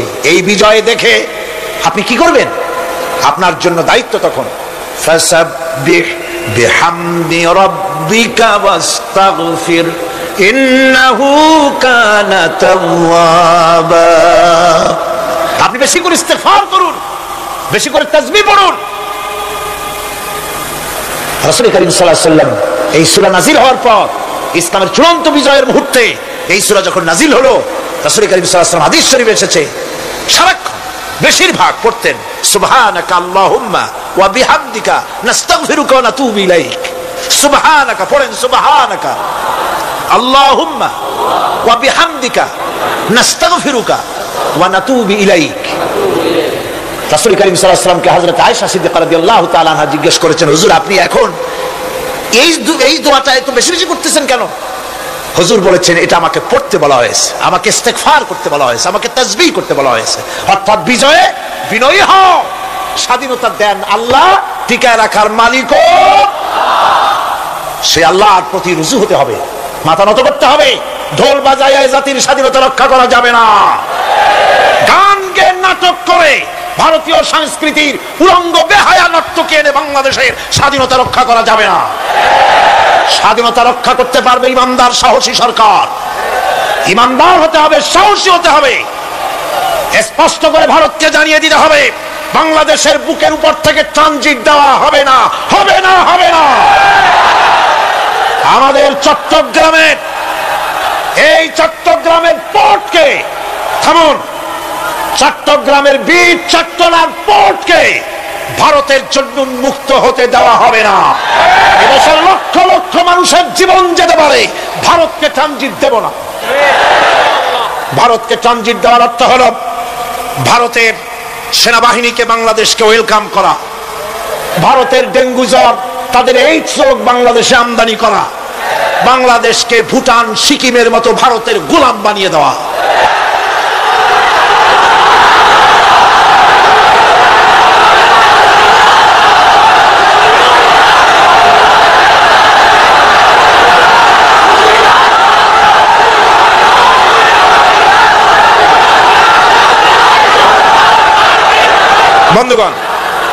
বন্ধুগণ, আমি বলতেছিলাম থামুন। গায়রিল মাগদুবি আলাইহিম ওয়ালাদ-দাল্লিন, খ্রিস্টান, ইহুদি, হিন্দু, মুশরিক কারো অনুসরণ করব না। অনুসরণ করব কয় শ্রেণীর? 4 শ্রেণীর। নবিয়্যিন, সিদ্দিকিন, শুহাদা, সালেহিন। কোন আলহামদুলিল্লাহ।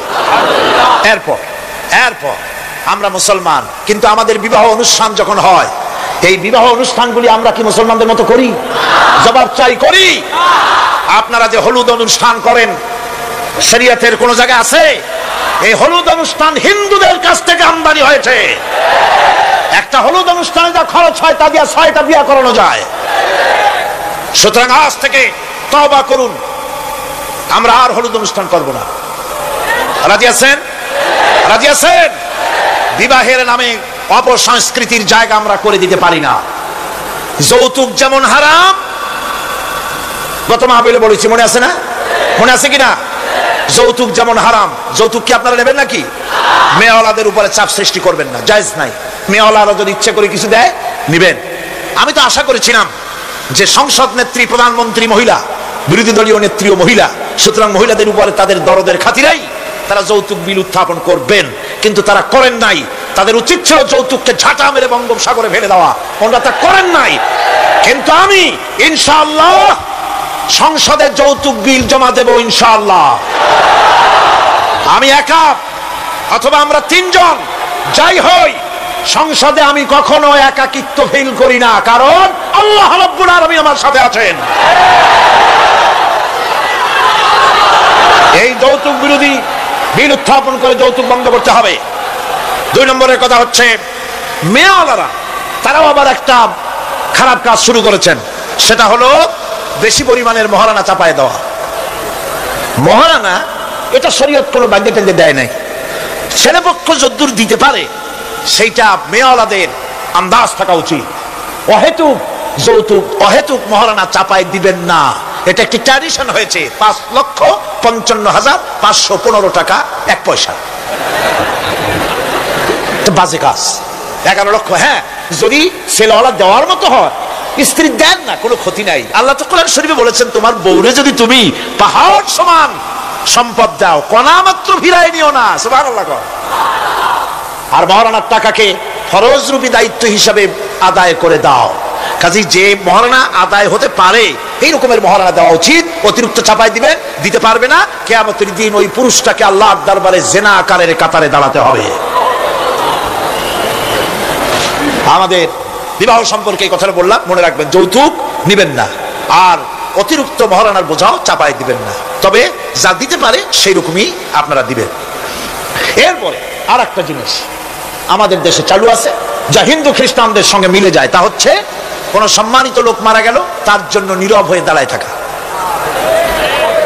আমাদের পার্লামেন্টের একজন সদস্য মারা গেলেন, সংসদে প্রস্তাব উঠলো 1 মিনিট নীরব হয়ে দাঁড়ায় থাকে। আমি বললাম, স্পিকার সাহেব, 1 মিনিট দাঁড়ায় থাকলে যদি সওয়াব হয়, তো 1 মিনিট কেন, আসুন আমরা 25 মিনিট খাড়ায় থাকি। আর যদি কোনো সওয়াবই না হয়, তাহলে এই প্রহসন কেন? আমরা তো আমাদের মা বাপের কবরের কাছে গিয়া কোনোদিন ভূতের মতো খাড়ায় থাকি না, সেখানে তো অবশ্যই আমরা দোয়া দুরূদ পড়ি, ঠিক কিনা? বললাম, স্পিকার সাহেব, আমার মাহফিল যদি হতো তা আমি বলতাম সূরা ফাতিহা পড়েন, ইখলাস পড়েন, দরুদ শরীফ পড়েন। এটা আপনার মাহফিল, এটার গার্ডিয়ান আপনি, এটার অভিভাবক আপনি। আপনি সকলকে বলেন সূরা ফাতিহা, সূরা ইখলাস পড়তে।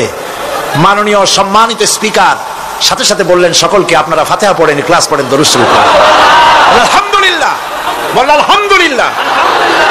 আমরা চেষ্টা করছি সংসদের ভেতরে একটা গুণগত পরিবর্তন আনার জন্য।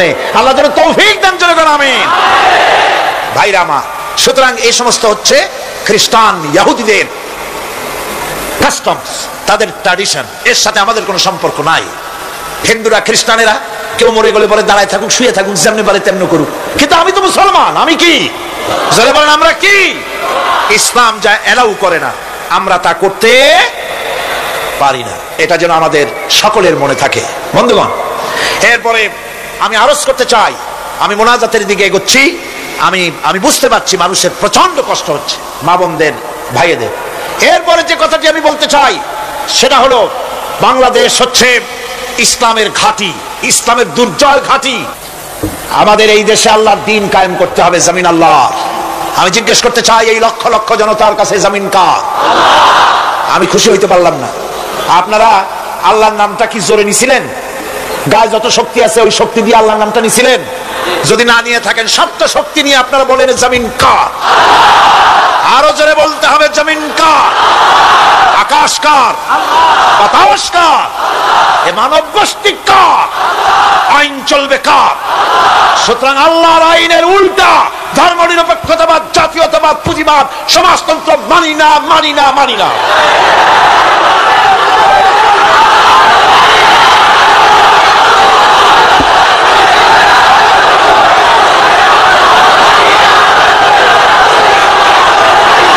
আল্লাহর এই জমিনে, সরে যাও, আল্লাহর এই জমিনে প্রয়োজন হচ্ছে আল্লাহর দ্বীন প্রতিষ্ঠার জন্য ঐক্যবদ্ধ প্রচেষ্টা।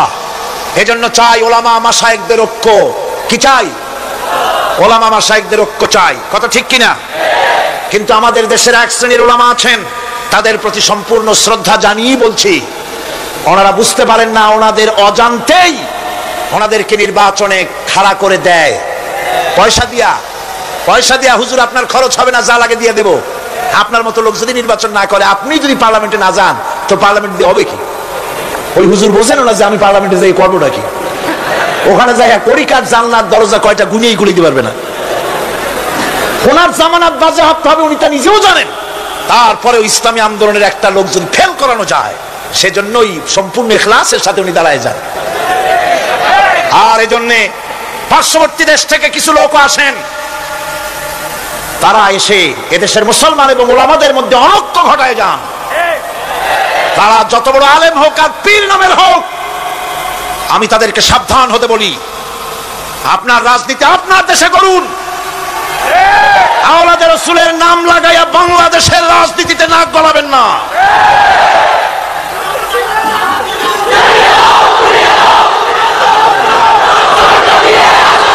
ওলামাদের এক হতে হবে। আমি ওলামায়ে কেরামদের খেদমতে আরজ করি, যদি এক আমরা না হতে পারি, দ্বীন প্রতিষ্ঠা হবে না। কিয়ামতে আল্লাহর কাছে দায়ী হতে হবে। জনগণের কোনো দোষ নাই। জনগণের দোষ আছে? জনগণের দোষ আমি দেই না। বিশ্বাস করুন, যদি আল্লাহ না করুন এদেশে ইসলামী আদর্শ বাস্তবায়িত না হয়, ইসলামী স্টেট কায়েম না হয়, তাহলে কিয়ামতের দিন আলেম, ওলামা, পীরেরা জনগণের চাইতে সবচাইতে বড় আসামি হবে কিয়ামতে। আল্লাহ পাক এই জাতির ওলামাদের, এই জাতির রাহবারদেরকে ঐক্যবদ্ধ হওয়ার তৌফিক দান করুন। ওনারা যত ফতোয়া দেন, সমস্ত ফতোয়া ইসলামী আন্দোলনের বিরুদ্ধে। মদখোরের কাছ থেকে টাকা নিতে আপত্তি নাই, নিজের মঞ্চে জেনাকার, খুনি, মদখোরকে নিয়ে এক প্ল্যাটফর্মে বসে বক্তৃতা করতে আপত্তি নাই, কিন্তু ইসলামী আন্দোলনের লোককে মঞ্চে টাকা দেয় না। সমস্ত ফতোয়া ইসলামী আন্দোলনের বিরুদ্ধে তারা দেন। আমি তাদেরকে অনুরোধ করব, আসুন, ঐক্যবদ্ধ হওয়া ছাড়া পথ নাই আল্লাহর দ্বীন প্রতিষ্ঠার জন্য। আর মনে রাখবেন, আপনারা যে ষড়যন্ত্রের শিকারে পরিণত হয়েছেন, যদি দ্বীন প্রতিষ্ঠা না হয়, আর তারা যে স্বপ্ন দেখছে, ইন্ডিয়া এবং তার অনুসারীরা, নাস্তিকরা যে স্বপ্ন দেখছে, তা যদি বাস্তবায়িত হয়, কে জামাত করে, কে শিবির করে, কে ফুরফুরার মুরিদ, কে সরসিনার মুরিদ, কে অমুক ইন্ডিয়ার পীর সাহেবের মুরিদ, পাকিস্তান পীর সাহেবের মুরিদ, এগুলা তালাশ করা হবে না। হবে? ওই যে রাশিয়া এসে ঢুকছিল কোথায়? আফগানিস্তানে। সেইখানে সব আলেম ওলামারা জঙ্গলে যাইয়া এক হইল। ওই যে একজন বলছিল যে আমি গেলাম, আমার ছেলে গেল তার মামু বাড়ি, মাইয়া গেল তার নানা বাড়ি, বউ গেল তার বাপের বাড়ি, আমি গেলাম আমার শ্বশুর বাড়ি, যাই দেখি সব এক জায়গায়। এই লোকগুলি আলেম ওলামা পীর বুজুর্গ সব গিয়া পাহাড়ের মধ্যে এক জায়গায় হয়েছে। হায় হায়, সুন্নি, কড়া সুন্নি, গোলাপি সুন্নি, ওহাবি, ঠান্ডা সুন্নি, তারপরে দেওবন্দি, সব এক জায়গায়। হায় হায় কি সর্বনাশটা করলাম, যদি ঐক্য থাকতাম তাহলে কি আর আসি আমাদের উপরে হামলা হতে পারতো, করতে পারতো। চোখের পানি ফেললো, কানলো, একে অপরকে জড়াই ধরলো। তখন অনেক সর্বনাশ হয়ে গেছে, অনেক জীবন দিতে হয়েছে এই ঐক্যের পর। তারপরে আল্লাহ মেহেরবানি করেছেন তওবা করার কারণে। কিন্তু আমাদের দেশে অনৈক্যের কারণে, আল্লাহ না করুন যদি এখানে ইসলামের দুশমন যারা, আজ তো তারা রেডিওতে বসে আছে, আজ তো তারা টিভিতে বসে আছে, আজ তো তারা নাটক তৈরি করে, আজ তারা সিনেমা তৈরি করে। गुलिस्तान के हर शाख पर उल्लू बैठे हैं, फिर अंजाम गुलिस्तान क्या होगा। ফুল বাগিচার ডালে ডালে হুতুম পেচারা বসে আছে, এ ফুল বাগানের অবস্থা কি হবে। নাস্তিক, মুরতাদ, বেঈমান সব এগুলিকে দখল করে আল্লাহর দ্বীনকে বুড়ো আঙ্গুল দেখাবার প্রচেষ্টা চালাচ্ছে। যদি তাদের স্বপ্ন কামিয়াব হয়, তাহলে মনে রাখবেন ওই কাবলির মতো, যে কাবলি এসে দেখছিল যে বাঙালি ছেলে, বাংলাদেশি ছেলে সে জাম খেতেছে, জিজ্ঞেস করছে তুম সব ক্যা খায়া করতে হো, বলছে हम सब जाम खाया करते हैं। काबली बोलছে हम खा सकते हैं, तो क्यों नहीं, जरूर तशरीफ लाइए दरख्त पर और मजे से खाइए, আসেন গাছে ওঠেন, জমের খাওয়া খান। কাবলি উঠছে, এখন ও তো আর বোঝে না যে কোনটা ভালো লাগবে।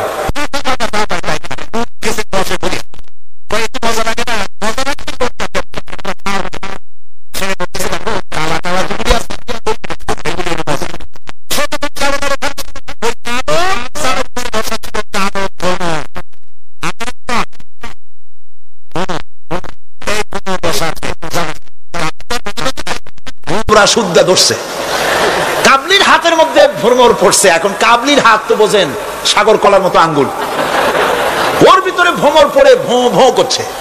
কাবলি বলছে ভোঁ করো ভাঁ করো छोड़ेगा नहीं, কালে কালে जितने पाएंगे सब खा छोड़ेंगे। কালো পাইনি হইছে। সুতরাং ইসলাম বিরোধীরা যদি সুযোগ পেয়ে যায়, দেওবন্দি মাদ্রাসায় কে পাশ করেছো, পটিয়াকে, হাটহাজারীকে, ফুরফুরাকে, সরসিনাকে, দেওবন্দিকে, আলিয়াকে দেখা হবে না, পাইকারি ধরে দাড়ি টুপি ধরে ধরে হত্যা করা হবে।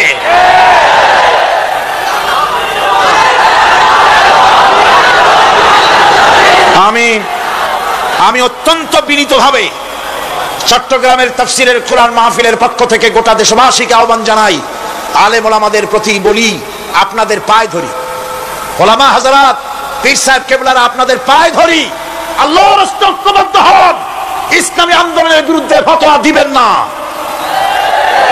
এটি আত্মঘাতী কাজ, নিজেদের সর্বনাশ নিজেরা করছেন, নিজেদের পায়ে নিজেরা কুড়াল মারতেছেন। এরপরে আমি যুবকদের জন্য বলবো, যুবকরা তোমরা যারা মাহফিলে এসেছো, মাহফিলের যুবকরাই বেশি আসে আলহামদুলিল্লাহ।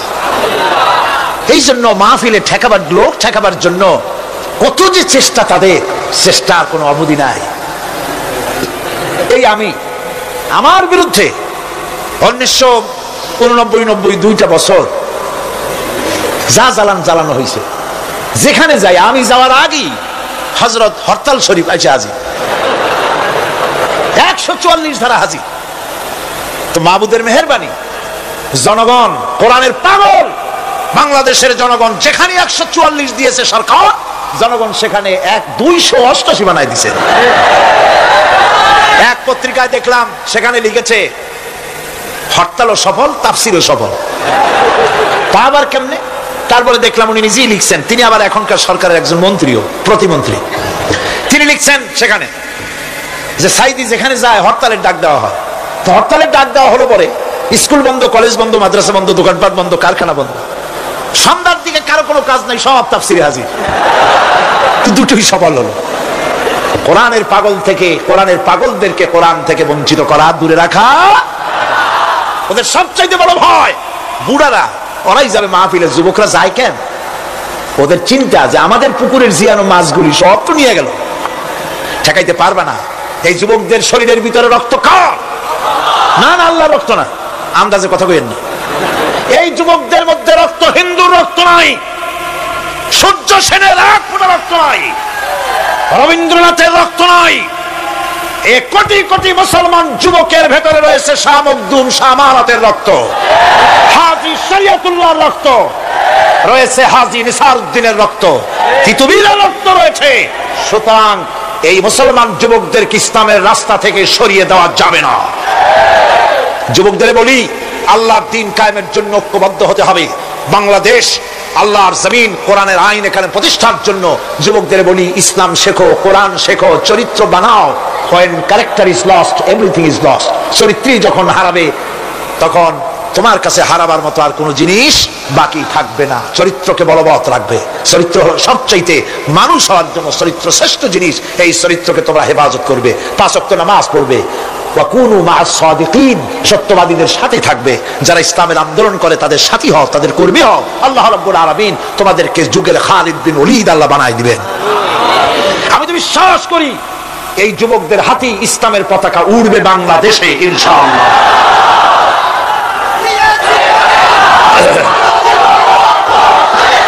এই যুবকদের কথাই আল্লাহ পাকের নবী বলেছেন।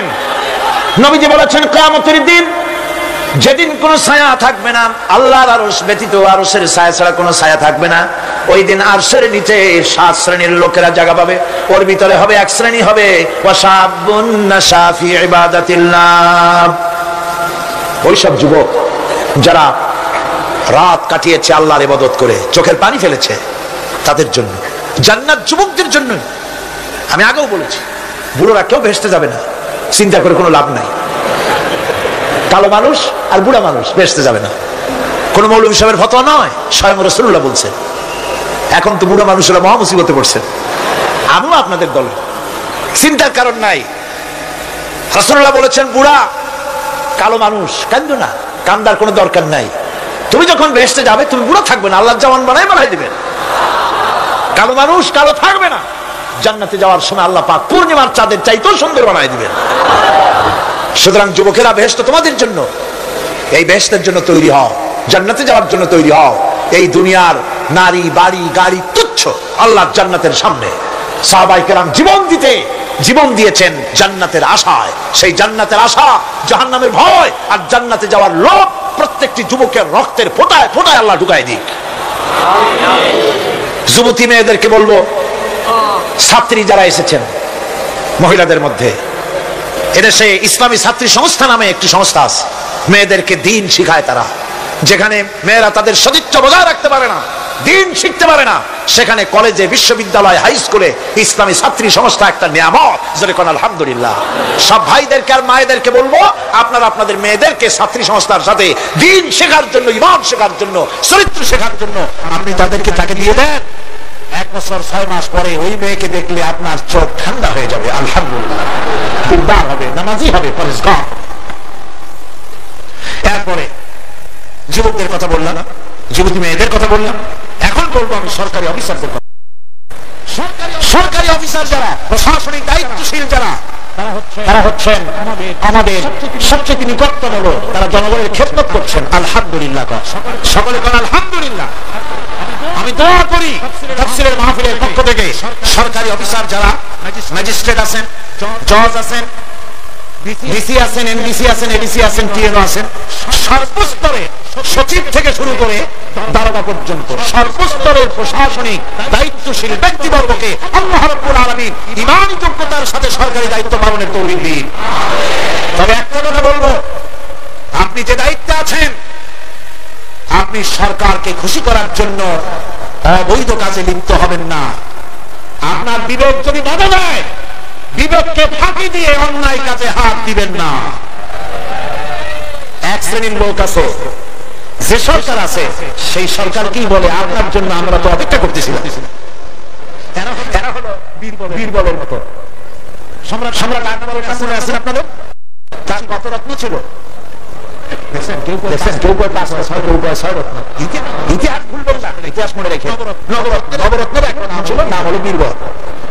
সম্রাট বাজারে গিয়েছে, তরকারি দেখতে গিয়ে বেগুন চোখে পড়েছে। বেগুন দেখে খুব লক্ষ্য করে দেখছে। বীরবল বলছে, জাহাপানার কোষা সুন্দর নাকি, দেখতে খুবই সুন্দর। বীরবল বলছে, জাহাপানায় এই যে বেগুন, এটার নাম হচ্ছে বাবুল, অর্থাৎ এর অনেক গুণ। এটা যদি ভর্তা করে খান, আপনার মাথার চুল কখনো উঠবে না। এটা যদি ভাজি করে খান, আপনার স্বাস্থ্য ক্রমেই ভালো হবে। এটা যদি আপনি তরকারি মাছের সাথে মিলায় খান, আপনার রাজত্ব আরো দুর্বল হবে। এইরকম অনেক ফজিলত বয়ান করলো। তারপরে ঠিক আছে, কেন এগুলো কেনা হইল, রান্না হইল, জন্মের খাওয়া খাইব আর খাইব। এখন বেগুন জন্মের খাওয়া খাইলে যা হয়, টয়লেট রিজার্ভ, মেজাজ খারাপ সম্রাটের। বীরবল এসে দেখে মেজাজ স্ট্রং হয়ে আছে, বাচ্চা জাহাবানা কি হয়েছে? আরে বেটা তুমি কি তরকারি ফজিলত বয়ান করলে, আমার তো পেটের ব্যথায় অস্থির। কয় হুজুর এই একটা তরকারি নাকি, ওটার নাম তো বেগুন, ওর কোনো গুণই নাই।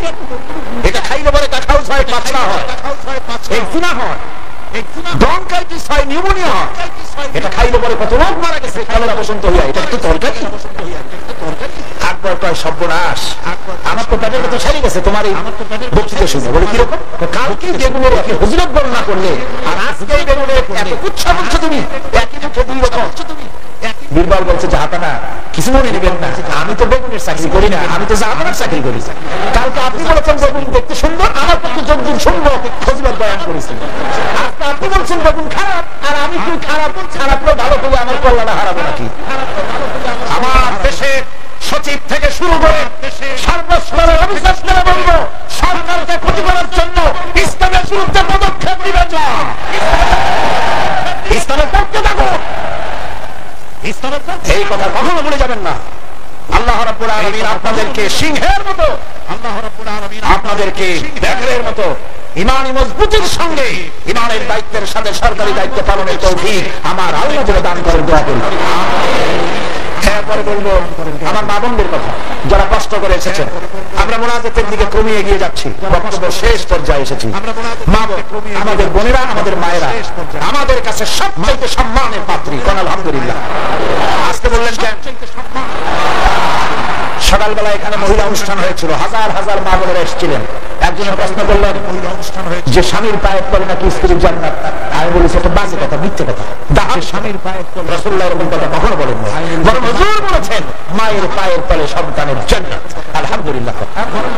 আমি আগেও বলেছি আমরা পুরুষ, আমাদের পায়ের তলে জুতা, আর আপনারা পর্দার আড়ালে আমাদের বোনেরা মায়েরা, আপনাদের পায়ের তলে আল্লাহর জান্নাত। আর আপনারা খাদিজার উত্তরসূরি, আপনারা ফাতিমার উত্তরসূরি, আপনারা হযরত আয়েশার উত্তরসূরি। আপনাদের সতীত্বকে বিনষ্ট করার জন্য এক শ্রেণীর বুদ্ধিজীবীরা আপনাদেরকে ময়দানে নামাতে চায়। ইসলাম আপনাদেরকে অধিকার দিয়েছে, এত বড় অধিকার কেউ দেয়নি। আমি সবসময় বলি মায়েরা, বোনেরা, আমার দেশের মুসলিম মহিলারা যদি জানতে ইসলাম তাদেরকে কি মর্যাদা দিয়েছে, তারা জানতে, তাহলে ইসলামের দেওয়া অধিকারটা পাওয়ার জন্য তারা রাস্তায় নেমে মিছিল করতেন যে আসলে ইসলাম আমাদের যে মর্যাদা দিয়েছে সেইটা ফিরায় দাও, আর কিছু চাই না, ওইটাই ফেরত দাও। মা বোনেরা, ইসলাম প্রতিষ্ঠিত হলে পরে বাংলাদেশে যদি ইসলাম কায়েম হয়, আপনাদের চাকরি, শিক্ষা, ব্যবসা, আপনাদের সবটা ইসলাম সংরক্ষণ করবে। অর্ধেক জনশক্তি নারী, আপনাদেরকে অবহেলা কেউ করতে পারবে না। রাসূলুল্লাহ করেন নাই, আল্লাহ করেন নাই। রাসূলের মসজিদে আল্লাহ নবী নিজে মহিলাদের জন্য জায়গা করে দিয়েছেন। আজও মসজিদে নববীতে বাবুন নিসা, মহিলাদের জন্য আলাদা দরজা রিজার্ভ হয়েছে। আলহামদুলিল্লাহ। রব্বানা ظلمنا أنفسنا وإن لم تغفر لنا وترحمنا لنكونن من الخاسرين ربنا ظلمنا أنفسنا وإن لم تغفر لنا وترحمنا لنكونن من الخاسرين পড়েন সবাই আমার সাথে রব্বানা যালামনা আনফুসানা ওয়া ইন লাম তাগফির লানা ওয়া তারহামনা লানাকুনান্না মিনাল খাসিরিন। আয় আল্লাহ তাআলা 5 দিন ধরে কোরআনে কারীমের তাফসীরের মাহফিলে আমরা আলোচনা করেছি, দরুদ ও সালাম পড়েছি, জিকির আজকার করেছি, তেলাওয়াত করেছি। আয় আল্লাহ তাআলা, আমি মানুষ, আমার বলার মধ্যে অনেক ভুল হয়ে যেতে পারে। আমার বলার ভিতরে যদি কোনো ভুল হয়ে থাকে আল্লাহ, ভুলগুলি তোমার বান্দাদের স্মৃতি থেকে মিটাইয়া দাও। যেগুলি হক বলেছি বোঝার, সেই হকগুলির জন্য পূর্ণ সওয়াব দান করে দাও। রব্বুল আলামিন, কদিনের আলোচনায় তুমি খুশি হয়ে যে সওয়াবটুকুন দিয়েছো, আয় আল্লাহ সওয়াবটুকুন জনাবে মুহাম্মাদুর রাসূলুল্লাহ সাল্লাল্লাহু আলাইহি ওয়াসাল্লামের রূহ মুবারকে পৌঁছায়া দাও। রব্বুল আলামিন হযরত আদম আলাইহিস সালাম থেকে নিয়ে আজ পর্যন্ত রাসূল করিম সাল্লাল্লাহু আলাইহি ওয়াসাল্লাম পর্যন্ত যত পয়গম্বর দুনিয়া থেকে বিদায় হয়ে গেছেন, আল্লাহ তাদের আরওয়ায়ে পাকের পরে হাদিয়া পৌঁছায় দাও। সাহাবায়ে কেরাম, তাবিঈন, তাবে তাবিঈন, তাদের পবিত্র রূহের পরে সওয়াব পৌঁছায় দাও। আজওয়াজে মুতাহারাত, তাদের পবিত্র রূহের পরে সওয়াব পৌঁছায় দাও। রব্বুল আলামিন तमाम পৃথিবীর বুকে উলামা, পীর, মাশায়েখ, আসফিয়ায়ে কেরাম, আউলিয়ায়ে কেরাম, মুসলমান, মুমিনিন, মুমিনাত দুনিয়া থেকে যারা বিদায় হয়ে গেছে, কবরে তুমি সওয়াব পৌঁছায় দাও। রব্বুল আলামিন এই মুহূর্তে আমরা আমাদের মা বাপের কথা মনে করতেছি। আল্লাহ, আমাদের মধ্য থেকে যাদের আব্বা জান দুনিয়া থেকে জলবের মতো বিদায় হয়ে গেছে, মাবুদ আমাদের আব্বার রুহের উপরে সওয়াব পৌঁছায়া দাও। আব্বার কবরটাকে জান্নাতের টুকরায় পরিণত করে দাও। রব্বুল আলামিন বাচ্চার বিদায় হয়ে গেল, কত কষ্ট করে সন্তানকে মানুষ করেছে, লেখাপড়া শিখাইছে, বাড়ি ঘর বানায় দিয়ে গেছে, যাওয়ার সময় কিছুই নিয়ে যায় নাই। আয় আল্লাহ, আমাদের আব্বা জানের কবর জান্নাতের টুকরা বানাইয়া দাও। রব্বুল আলামিন আমাদের জনম দুঃখিনী মা,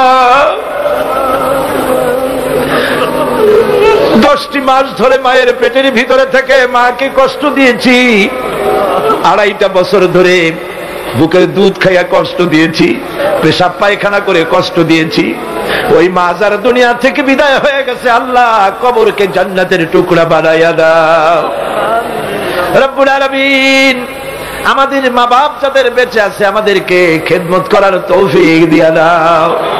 রব্বির হামহুমা কামা রব্বায়ানি সগীরা। সবাই পড়েন, রব্বির হামহুমা কামা রব্বায়ানি সগীরা। আয় আল্লাহ রব্বুল আলামিন আমাদের দাদা দাদি, নানা নানি, শ্বশুর শাশুড়ি, আত্মীয় স্বজন যা মারা গেছে, কবরগুলিকে জান্নাতের টুকরায় পরিণত করে দাও।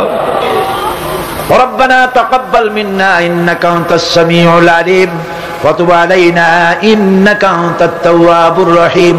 সুবহান রাব্বিকা রাব্বিল ইজ্জাতি আম্মা ইয়াসিফুন ওয়া সালামুন আলাল মুরসালিন আলহামদুলিল্লাহি রাব্বিল আলামিন। ওয়াজআল আখিরা কালিমাতিনা ইনদাল মাউত লা ইলাহা ইল্লাল্লাহু মুহাম্মাদুর রাসূলুল্লাহ। আসসালামু আলাইকুম ওয়া রাহমাতুল্লাহ।